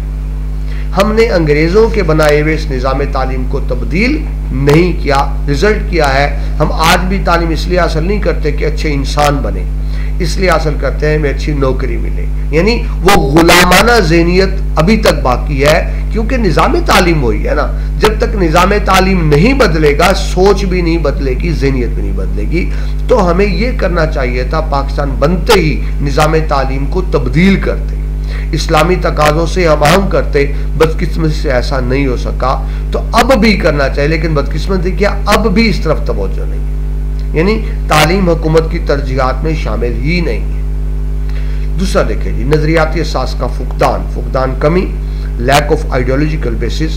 देखिए बेटा, मैं बार बार आपसे बात करूं कि पाकिस्तान नजरियाती मुल्क है जो एक नजरिए की बुनियाद पर वजूद में आया था। हमें अपनी नजरियाती सरहदों की भी हिफाजत करनी है। एक तो जोग्राफी सरहद है ना, बॉर्डर, उनकी भी हिफाजत करनी है, नजरियाती सरहदों की भी हिफाजत करनी है। हम नजरियाती मुल्क हैं, अगर हम अपने नजरिए को भूल गए, फरामोश कर गए, याद रखिए पाकिस्तान का वजूद भी खतरे में पड़ जाएगा। ठीक है जी। लेकिन प्रॉब्लम क्या है, हम नजरियाती मुल्क है लेकिन हमारा निसाब तालीम नजरियाती नहीं है। हमारा निसाब तालीम आज भी मगरबी अंदाज का है। हम मुसलमान इस्लामी नजरियाती मुल्क है और निसाब तालीम वेस्टर्न है, तो फिर जाहिर है जब निसाब तालीम हमारी कौमी उमंगों के मुताबिक नहीं होगा, हमारे नजरियात के मुताबिक नहीं होगा, तो फिर वो निसाब तालीम नाकाम रहेगा, वो कामयाब नहीं हो सकता। ठीक है जी। ये नहीं कि मगरबी तालीम के निज़ाम में थोड़ी सी भी तब्दीली कर दें, वो जिसे कहते हैं ना इस्लामिक टच दे दे, तो बेटा सिर्फ मगरबी निज़ाम को इस्लामिक टच देने से बात नहीं बनेगी। पैबंद लगाना, थोड़ा सा पैबंद लगा दो, इस तरह बात नहीं बनेगी, बल्कि हमें पूरे निज़ाम तालीम को यकसर तब्दील करना होगा, इस्लामी तकाज़ों से हमांग करना होगा। मगरबी निज़ाम तालीम में रहते हुए हम वो नताइज हासिल नहीं कर सकते। थर्ड देखें जी, नाकिस तरीका इम्तहानात। बेटा हमारा एग्जामिनेशन सिस्टम भी फजूल है, पहले भी बात कर चुके। हमारे यहाँ रट्टे का इम्तहान होता है। एक बच्चा जिसके कंसेप्ट्स क्लियर नहीं है, काबिल नहीं, नालायक है, लेकिन उसका रट्टा कामयाब है, रट्टा लगा लेता है, वो तो अच्छे नंबर ले जाएगा, वो तो अच्छे नंबर ले जाएगा। लेकिन एक बच्चा जिसको सही मानों में अंडरस्टैंडिंग है, जिसके कंसेप्ट्स क्लियर है, लेकिन रट्टा उसका इतना कामयाब नहीं, उसके नंबर कम आएंगे। हमारे निज़ाम इम्तहान में आपको सनद डिग्रियां मिल रही हैं, ये काबिलियत का सबूत नहीं, रट्टे का सबूत है। यानी जरूरी नहीं जिसके पास अच्छे नंबर हो वो काबिल भी हो। रिजल्ट आप देखें बेटा, मैट्रिक एफएससी में अच्छे नंबर होते हैं बच्चों के, बहुत अच्छे नंबर होते हैं। उन्होंने एक दरखास्त लिखी उर्दू इंग्लिश में 10 गलतियां करेंगे, तो वो नंबर तो है, काबिलियत नहीं है। तो हमें तरीका इम्तिहान को बदलना होगा जिसमें रट्टे का इम्तिहान ना हो, यानी पेपर इस तरह बने कि सही मानों में काबिलियत का इम्तिहान हो। अब क्योंकि रट्टेबाजी की गेम है और सिर्फ नंबर गेम चल रही है, ठीक है, स्टूडेंट भी बेटा यही कर रहे हैं, टीचर भी यही कर रहे हैं, सीधी बात है, माँ बाप भी यही कर रहे हैं, कहते हैं काबिलियत हो रहा हो, नंबर आने चाहिए, मेरिट बनना चाहिए। तो हम काबिलियत हासिल नहीं कर रहे, हमारा सिस्टम ऐसे, हम नंबर गेम के पीछे भाग रहे हैं और रट्टे लगा रहे हैं। तो जाहिर है जब इस तरह होगा, जब सही काबिलियत का इम्तिहान नहीं होगा, सिर्फ नंबर गेम होगी, रट्टे की बात होगी, तो फिर मतलूबा नताइज हासिल नहीं किए जा सकते। आगे चलिए जी, नंबर 4, महदूद तालीमी वसाइल। बेटा पाकिस्तान में तालीमी बजट भी कम है, ठीक है बेटा, गरीब मुल्क है। मैं रकम की बात नहीं कर रहा, परसेंटेज की बात कर रहा हूं। दुनिया में असूल है कि तालीम पर 5 से 6% बजट लगाया जाता है, यानी अगर 100 रुपए आमदनी है तो 6 रुपए एजुकेशन पे लगेंगे। लेकिन पाकिस्तान में 100 में से 3 रुपए भी नहीं लगते। इंटरनेशनल स्टैंडर्ड क्या है, 5 to 6%, लेकिन हमारे यहाँ ये शरह 2 या 2.5% है। मतलब यह तालीम हमारी तरजीह में ही नहीं है, हमारी हुक्मरानों की प्रायोरिटीज में तालीम कभी भी नहीं रही। क्योंकि हमारा तालीम का बजट कम है। एक तो पहले ही गरीब मुल्क है, फिर बजट की परसेंटेज कम है। रिजल्ट क्या है, हमारे पास स्कूल कम है, हमारे पास कॉलेजेस कम है, जो है उनमें फर्नीचर नहीं है, उनमें पंखे नहीं है, पीने का ठंडा पानी नहीं, टीचर्स कम है, कमरे छोटे हैं, रश ज्यादा है, तादाद ज्यादा है। तो फिर जाहिर है जब वसाइल की कमी होगी तो भी मतलूबा नताइज हासिल नहीं किए जा सकेंगे। पांचवा जी, जो मैं एक ही बात बार बार करूं, मकसद तालीम। तालीम, ये मेरे ख्याल में मैं कोई 8वीं 10वीं दफा बात करने लगा हूं। तालीम का बुनियादी मकसद क्या होता है, तालीम क्यों हासिल की जाती है, ताकि हम शऊर हासिल कर सकें। रोजगार कमाने के लिए कोई हुनर सीखा जाता है, ठीक है, तालीम नहीं होती, तालीम शऊर के लिए होती है। लेकिन हमारे यहाँ हम तालीम हासिल करते हैं नौकरी हासिल करने के लिए। ज्यादा तालीम होगी, अच्छी नौकरी मिल जाएगी, ठीक है जी। तालीम नौकरी के असूल का जरिया नहीं होनी चाहिए, तालीम रोजगार के जरिया नहीं होना चाहिए। लेकिन हमारे यहाँ मकसद तालीम ही रोजगार हासिल करना है, तो ये यूं समझे कि असल मकसद ही गलत है। हमारे यहाँ तालीम रोजगार के लिए हासिल की जाती है, तो बुनियादी मकसद की नफी हो गई। तालीम थी शऊर के लिए, और रोजगार के लिए हुनर स्किल है, उस तरफ हम आते नहीं है। रिजल्ट क्या निकलता है, MA MSc करके फिर लड़के लड़कियां सड़कों पे फिर रहे होते हैं सीवियां लेकर, जॉब्स अवेलेबल नहीं है, ठीक है जी। आगे देखिए छठा पॉइंट्स, असातिज़ा की कमी। टीचर्स ने बेटा पढ़ाने, टीचर्स कम है, बहुत से सब्जेक्ट्स के टीचर्स हैं ही नहीं स्कूलों कॉलेजों में, है टीचर्स कम है। क्लास में 100 बच्चा बैठा है, 150 बच्चा बैठा है, एक टीचर पढ़ा रहा है। अब बेटा एक टीचर 150 बच्चे को पढ़ाएगा तो फोकस कैसे करेगा वो। इंटरनेशनल स्टैंडर्ड क्या है कि क्लास में 30 बच्चे, 30 to 40, अगर 30 से 40 हो तो टीचर एक एक बच्चे पर फोकस कर सकता है। लेकिन 100-150 बच्चा बैठा होगा तो टीचर सिर्फ डिसिप्लिन मेंटेन करता रहेगा, वो क्या पढ़ाएगा, एक एक से क्या सीखेगा। बात हुई टीचर्स कम है, और जो है उनकी तनख्वाहें कम है, ठीक है, तो जाहिर है फिर वो उस तरफ तवज्जो नहीं दे सकते। टीचर्स की कमी को भी दूर करना होगा, और टीचर्स को ट्रेन भी करना होगा। इस्तात यानी उनकी कारकर्दगी, मतलब वही उनको ट्रेनिंग देनी होगी। जरूरी नहीं होता कि हर इंसान ही अच्छा टीचर बन सके, ठीक है जी। तो टीचर्स को ट्रेनिंग दी जानी चाहिए, टीचर्स की अच्छी सैलरी होनी चाहिए, और टीचर्स की तादाद में इजाफा होना चाहिए, वरना मतलूबा नताइज हासिल नहीं किए जा सकेंगे। आगे चले जी, हम निसाबी सरगर्मियों का फुकदान। ये बेटा आप अगले चैप्टर में तफसील से देखेंगे। देखिए तालीम के साथ हम निसाबी सरगर्मियां भी जरूरी होती हैं। इनमें क्या होता है, यानी आप ऐसी एक्टिविटीज करते हैं उसका डायरेक्ट तो आपकी किताब कोर्स से ताल्लुक नहीं, इनडायरेक्ट है। मसलन तकरीरी मुकाबला, आप स्पीच में हिस्सा लेते हैं तो जरा तैयारी करके लेंगे ना। आप बैतबाजी में हिस्सा लेते हैं, क्विज में हिस्सा लेते हैं, मोबाइल से में हिस्सा लेते हैं, एजुकेशनल टूर करते हैं, तो बेटा इससे भी आप बहुत कुछ सीखते हैं, सिर्फ किताबों से नहीं। ये जो एक्टिविटीज होती है इनसे भी सीखते हैं। इससे आपकी शख्सियत की तामीर होती है, आपकी ग्रूमिंग होती है, शख्सियत पॉलिश होती है। लेकिन बदकिस्मती से हमारे यहाँ तालीमी इदारों में इसका एहतमाम नहीं किया जाता, सारा जोर किताबों पे। वजह यह है कि इसकी वजह भी आपको बता दूं, इसमें टीचर्स कसूरवार भी है, लेकिन एक वजह भी है। आप बेटा सब जानते हैं FSC में सिलेबस इतना ज्यादा कर दिया गया है, बच्चा ओवर बर्डन है, वो टीचर्स भी सारा साल खपता रहता है, बच्चे भी, सिलेबस ही कंप्लीट नहीं होता। सिलेबस कंप्लीट हो तो टीचर कुछ और देखे ना, यानी टीचर के पास इतना टाइम ही नहीं कि हम निसाबी सरगर्मियों की तरफ आए, क्योंकि बच्चा भी ओवर बर्डन है पढ़ने में, टीचर भी ओवर बर्डन है पढ़ाने में। लेकिन बेटा दुनिया जान में ऐसा नहीं होता, हर जगह हम निसाबी सरगर्मियों का एहतमाम किया जाता है, मगर पाकिस्तान में सिर्फ नंबर गेम चल रही है, रट्टा लगाने की गेम चल रही है। बच्चा जब हम निसाबी सरगर्मियों में अमली जिंदगी के लिए तैयार होता है, जब वो हम निसाबी सरगर्मियों में हिस्सा नहीं ले रहा या हम निसाबी सरगर्मियां हो ही नहीं रही, तो फिर उसको अमली जिंदगी में मुश्किलात आती हैं। और ये भी हमारे निज़ाम तालीम की यकीनन एक नाकामी है, क्योंकि निज़ाम तालीम का मकसद, असल मकसद तो ये है ना कि प्रैक्टिकल लाइफ के लिए तैयार करना, और यहाँ भी हमारा निज़ाम तालीम नाकाम है। ठीक है स्टूडेंट, हमने तफसील से देखा कि हमारे यहाँ निज़ाम तालीम में क्या क्या खराबियाँ हैं। जब आपको खराबी का पता चल जाता है तो बेटा हल उसी के अंदर मौजूद होता है, हल उसी के अंदर मौजूद होता है। तो अब आते हैं हम हल की तरफ कि इन मसाइल को कैसे हल किया जा सकता है। पहला पॉइंट दिया गया, प्राइमरी सतह पर तालीम लाजमी करार दी जाए बिला तफरीक, यानी सबको तालीम दी जानी चाहिए। ये बेटा आपको पता हो कानून बन चुका है, ठीक है जी, लॉ मौजूद है कि जो बच्चा स्कूल गोइंग होगा, पेरेंट्स नहीं भेजेंगे तो उनको कैद जुर्माना हो सकता है। तो ये तो हो चुका है, यानी कि लाजमी करार दी जाए, तो लाजमी करार दी जा चुकी है। लेकिन फिर वही बात, कानून मौजूद है, अमल दरामद नहीं। जरूरत है कि उस पर अमल दरामद भी कराया जाए, माँ बाप को कन्विंस किया जाए, समझाया जाए कि सबसे बड़ी चीज जो औलाद को माँ बाप दे सकते हैं वो तालीम ही है। लेकिन बदकिस्मती से हमारे यहाँ शऊर नहीं है। नंबर 2, स्कूलों में दरसी कुतब के साथ स्टेशनरी का भी मुफ्त इंतजाम किया जाए। तो ये बेटा अब तक है, गवर्नमेंट स्कूलों में 1 से 10वीं तक किताबें मुफ्त दी जाती हैं, स्टेशनरी तो खैर नहीं, किताबें मुफ्त दी जाती हैं, ताकि वो जो गरीब हैं, जो किताबें नहीं खरीद सकते और वो तालीम हासिल नहीं कर सकते, तो गुर्बत उनकी तालीम में रुकावट ना बने, वो स्कूल आए। लेकिन फिर भी स्कूल नहीं आते। उसकी वजह क्या बेटा? हमारे यहाँ गुर्बत है ना। बाप बच्चे को स्कूल भेजने की बजाय वो अपने कारोबार पे साथ लगा लेता है कि 4 पैसे कमा के आए, स्कूल भेजूंगा तो कमा के तो नहीं आएगा ना, वो साथ लगाते हैं, क्योंकि गुर्बत हमारे माशरे में ज्यादा है। ठीक है, हाँ, अगर हुकूमत ये जिम्मेदारी ले, सबके बुनियादी अखराजात पूरे हो रहे हो, तो फिर मेरे ख्याल में हर माँ बाप की ख्वाहिश होगी कि बच्चे को स्कूल भेजे। ठीक है जी। नंबर 3, कौमी निसाब को जदीद तकाजों से अमांग किया जाए। हम बात कर चुके कि हमारा निसाब तालीम वही है जो अंग्रेज़ों का बनाया हुआ है, लॉर्ड मेकाले का बनाया हुआ है। हमने उसको जदीद नहीं किया, हमने उसको इस्लामी तकाज़ों से हम आहंग नहीं किया। यही वजह है कि मकासद पूरे नहीं हो रहे। ज़रूरत है निसाब को अपडेट करने की।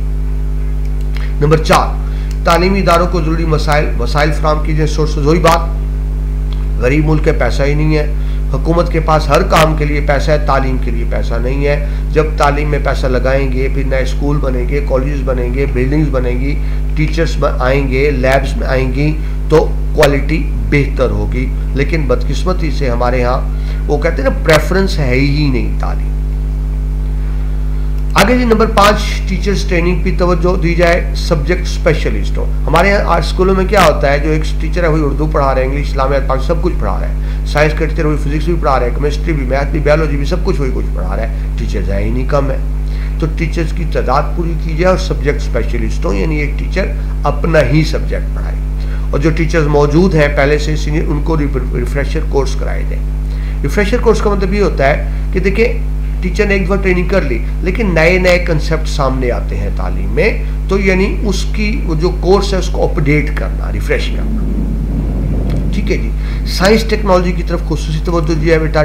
दौर साइंस टेक्नोलॉजी का है। सिंपल आर्ट्स में मैट्रिक FA BA करके वो सिर्फ धरती पर बोझ बनेंगे, फायदा कोई नहीं। ठीक है, शोर तो आ जाएगा, लेकिन वो रोजी कमाने के काबिल नहीं होंगे, क्योंकि उनके पास साइंस की तालीम नहीं, उनके पास कोई हुनर नहीं। ठीक है जी। तो अगर हमने आगे बढ़ना है तो हमें जदीद साइंस की तालीम की तरफ आना होगा।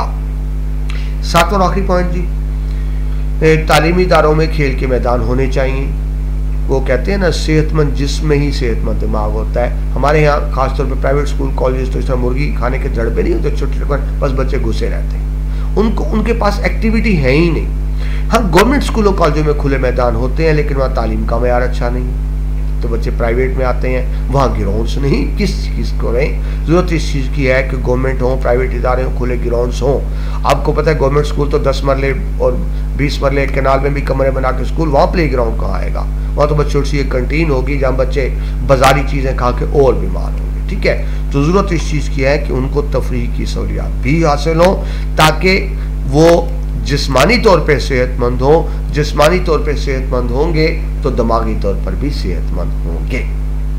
अल्हम्दुलिल्लाह जी, आपका चैप्टर कंप्लीट हुआ। हमने तफसील से देखा तालीम क्या होती है, तालीम के मकासद क्या होते हैं, पाकिस्तान में तालीम के क्या मसाइल हैं और उनको कैसे हल किया जा सकता है।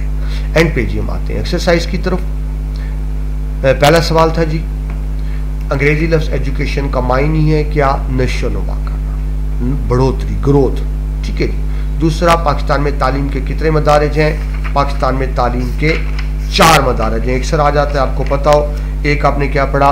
प्राइमरी एलिमेंट्री तालीम, दूसरा आपने पढ़ा सानवी तालीम यानी 9वीं 10वीं, तीसरा आला सानवी यानी इंटरमीडिएट, और उसके बाद हमने चौथा पढ़ा प्रोफेशनल एजुकेशन। तो ये 4 दर्जे हैं। नेक्स्ट क्वेश्चन था, मुल्क की सनती तरक्की के लिए कौन सी तालीम बुनियादी हैसियत रखती है? इंजीनियरिंग की तालीम। अगर हमें इंडस्ट्री में ग्रो करना है तो इंजीनियरिंग की तालीम होनी चाहिए। नंबर 4, एलिमेंट्री तालीम का दौरानिया कितना है? 8 साल, पहली से 8वीं तक। पहली से 5वीं तक प्राइमरी तालीम, पहली से 8वीं तक एलिमेंट्री तालीम। आगे चले जी, 5वां, आला सानवी तालीम का दूसरा नाम क्या है? इंटरमीडिएट। आला सानवी तालीम जिसको 11वीं 12वीं कहते हैं ना, उसको आला सानवी भी कहते हैं, उसको इंटरमीडिएट भी कहते हैं। छठे पे आए जी, इब्तदाई तालीम से आला तालीम तक मुफ्त फराम की जाती है। कहाँ पे? दीनी मदारस। गवर्नमेंट स्कूल में फीस है कम है, प्राइवेट स्कूल में तो बहुत ज़्यादा है। तो जब मुफ्त तालीम दी जाती है वो कहाँ दी जाती है? दीनी मदारस। नेक्स्ट 7वां चलें जी, सेकेंडरी तालीम का दौरानिया क्या है, जिसको मैट्रिक कहते हैं, 2 साल, 9वीं 10वीं। आगे जी, इंटरमीडिएट के बाद LLB करने में कितने साल लगते हैं, जिसके बाद आप वकालत कर सकते हैं। लॉ की ग्रेजुएशन 5 साल बाद, इंटरमीडिएट के बाद 5 साल। आगे चलें जी, अल्लामा इकबाल यूनिवर्सिटी का तरीका तदरीस क्या है? फासलाती, यानी फासले से पढ़ाना, यानी आपको जाना नहीं पड़ता, आप घर बैठे बैठे तालीम हासिल करते हैं। आखिरी 10वां जी, इंसान को मुआशरती हैवान समझता था। कौन समझता था? अरस्तु समझता था कि इंसान मुआशरती हैवान है, वो एक दूसरे का मोहताज है, हम एक दूसरे के से काम देते हैं, एक दूसरे से काम लेते हैं। ठीक है जी, अल्हम्दुलिल्लाह जी, आपका चैप्टर कंप्लीट हुआ। आई होप आपको समझ आई होगी कि तालीम क्या है, तालीम क्यों हासिल की जाती है, तालीम के मकासद क्या हैं, पाकिस्तान में तालीम के मसाइल क्या हैं, उनका हल क्या है। हम बेटा आप दोबारा ज़रा रिकैप करते हैं इसको पिक्चर्स की शक्ल में, मुख्तसर सा देखते हैं। सबसे पहले हमने देखा तालीम क्या है। तालीम बेटा हसूल शऊर का ज़रिया है। तालीम इंसान को शऊर देती है, उसको बताती है इंसान ज़िंदगी में क्यों आया, ज़िंदगी का मकसद क्या है, कामयाबी क्या है, नाकामी क्या है। तालीम शऊर के हसूल का ज़रिया है। लेकिन बदकिस्मती से हमने तालीम को रोज़गार के हसूल का ज़रिया बना लिया, हालांकि तालीम शऊर के हसूल का ज़रिया था। तो ये हमने तफसील से देखा तालीम क्या है। ठीक है जी, फिर हमने उसके बाद क्या देखा कि तालीम का तसव्वुर क्या है, तालीम क्यों हासिल की जाए, कि एक माशरे की अच्छी इक़दार को जो उन्होंने सीखा, जो भी सीखा वो अगली नस्ल तक मुंतकिल करना। एक नस्ल की सीखी हुई बातों को, अच्छी इक़दार को अगली नस्ल तक मुंतकिल करना तालीम कहलाता है। ठीक है जी, फिर हम तालीम के दर्जों में आए। सबसे पहले है प्राइमरी एलिमेंट्री तालीम, पहली से 8वीं तक की तालीम को, पहली से 5वीं की तालीम को प्राइमरी तालीम कहते हैं, पहली से 8वीं की तालीम को एलिमेंट्री तालीम कहते हैं। तो हमारे गवर्नमेंट स्कूलों का ये हाल है जी, बच्चे नीचे बैठे हुए हैं ना, अब देखें पंखा भी नहीं है और कुर्सियाँ मेज़ भी नहीं है, बस नीचे बच्चे टाट बिछा कर बैठे हुए हैं। हमारे यहाँ प्राइमरी एजुकेशन इस तरह की है। हालांकि जो अच्छे इदारे होते हैं, जो इनकी फ़ीसें बहुत ज़्यादा हैं, वहाँ देखें फ़र्क देखें ना, गवर्नमेंट स्कूल का बच्चा देखें आप किस तरह बैठा है और किस तरह तालीम हासिल कर रहा है, और प्राइवेट स्कूल में बच्चे किस तरह बैठे हैं। लेकिन ज़ाहिर है उनकी फ़ीसें ज़्यादा होती हैं, हर बच्चा ये फ़ीस अफोर्ड नहीं कर सकता, उनको ज़्यादा बेहतर मयार दिया जाता है। उसके बाद आ जाता है जी सेकेंडरी एजुकेशन, जो 9वीं 10वीं की तालीम कहते हैं। इसमें बच्चे बड़े होते हैं। ठीक है जी, तो आप देखें वो एक अच्छे माहौल में इस तरह का माहौल होना चाहिए, लेकिन हमारे यहाँ इस तरह का माहौल नहीं है जिस तरह से होना चाहिए। ठीक है जी, ये सानवी तालीम हो गई। उसके बाद हम बेटा आ गए थे प्रोफेशनल एजुकेशन की तरफ। तो सबसे पहले हमने पढ़ा मेडिकल की तालीम। ठीक है जी, जो FSC के बाद एंट्री टेस्ट होता है और फिर 5 साल के बाद वो डॉक्टर बनते हैं। हमने मेडिकल की तालीम के बारे में पढ़ा। मेडिकल की तालीम के बाद हमने पढ़ा ये बेटा मेडिकल की तालीम ही बात हो रही है। ठीक है जी, उसके बाद हम आए इंजीनियरिंग की तालीम की तरफ कि अगर हमने मुल्क को सनती तौर पर आगे लेके जाना है तो फिर हमें इंजीनियरिंग की तरफ आना होगा। इंजीनियर्स ही हैं जो मुल्क को सनती तौर पर डेवलप करते हैं। इसके बाद बेटा कानून की तालीम आ गई। किसी के साथ बेइंसाफ़ी हो तो वकील उसको इंसाफ दिलाता है, तराजू के पलड़े बराबर करता है। लॉ की तालीम, ये भी इंटरमीडिएट के बाद 5 साल होती है लॉ की तालीम, जिसके बाद वो प्रैक्टिस कर सकते हैं। इसके बाद बेटा आगे ज़री एजुकेशन देखी थी हमने, एग्रीकल्चर एजुकेशन। पाकिस्तान ज़री मुल्क है, हमारी ज़मीनें बहुत ज़रखेज़ हैं, लेकिन बदकिस्मती से हम अपना अनाज पूरा नहीं कर सकते, बाहर से मंगवाना होता है, क्योंकि हम काश्त के पुराने तरीके यूज़ कर रहे हैं, लेटेस्ट तरीके इस्तेमाल नहीं कर रहे।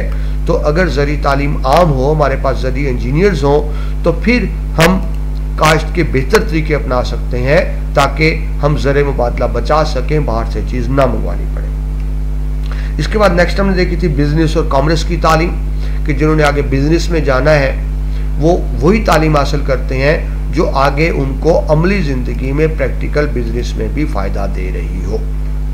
फिर हमने देखा था इसके बाद IT इंफॉर्मेशन टेक्नोलॉजी की तालीम, मैंने आप जोर दे के कहा था कि कंप्यूटर वो शोबा है जिसमें आज भी बहुत ज़्यादा स्कोप है, आने वाले वक्त में भी मुझसे को मशवरा मांगता है कि मैं अपने बेटे बेटी को कौन से सब्जेक्ट पढ़ाऊं, तो मेरे पास एक ही जवाब होता है, आईटी की तरफ लेकर आएँ। इसमें पैसा भी है, शोहरत भी है, और आने वाले वक्त में बेटा जब बहुत से शोबे ख़त्म हो जाएंगे तो उस वक्त आईटी का शोबा ना सिर्फ मौजूद होगा बल्कि इसकी अहमियत में इजाफा होगा। फिर हमने देखा था होम इकोनॉमिक्स की तालीम, जो ख़वातीन के लिए स्पेशल, कि उन्होंने घर का बजट कैसे बनाना है और घर का किचन कैसे चलाना है, ताकि खातून, देखिए घर खातून ने चलाना होता है, वो घर को बेहतर अंदाज से चला सके। इसके बाद बेटा हमने देखा था टीचर एजुकेशन, कि टीचर्स को भी तरबियत की ज़रूरत होती है। ज़रूरी नहीं होता बेटा कि हर इंसान अच्छा टीचर बन सके। मुझे एक चीज़ आना ये और बात है, मैं पढ़ा सकूँ ये दूसरी बात है। तो जब तक टीचर की अपनी प्रॉपर ट्रेनिंग नहीं होगी वो अच्छा टीचर नहीं हो सकेगा। इसके बाद बेटा हमने बात की थी स्पेशल एजुकेशन की। आप बच्चों के चेहरे गौर से देखें, स्पेशल चिल्ड्रन है, चेहरे से पता चल जाता है। तो हम स्पेशल चिल्ड्रंस को नज़रअंदाज ना करें, उनको इतनी तालीम ज़रूर दी जाए कि वो किसी दूसरे पर बोझ ना बने, घर वालों पे बोझ ना बने, मुआशरे पे बोझ ना बने, कम से कम अपना आप खुद संभाल सकें। इसके लिए पाकिस्तान में इदारे मौजूद हैं स्पेशल एजुकेशन के, जो किसी भी तरह की जिस्मानी या ज़हनी मौजूदगी का शिकार होते हैं। इसके बाद बेटा हमने अगली चीज़ क्या पढ़ी थी, पाकिस्तान में मदारस का निज़ाम, जो आमतौर पर मसाजिद के साथ लिंक होता है और यहाँ कुरान को सुन्नत की तालीम दी जाती है, अरबी की तालीम दी जाती है, बहुत अच्छी बात है। दर्स निज़ामी का एक पूरा सिलेबस मौजूद है, लेकिन ज़रूरत इस बात की है कि साथ साथ इनको जदीद तालीम भी दी जाए,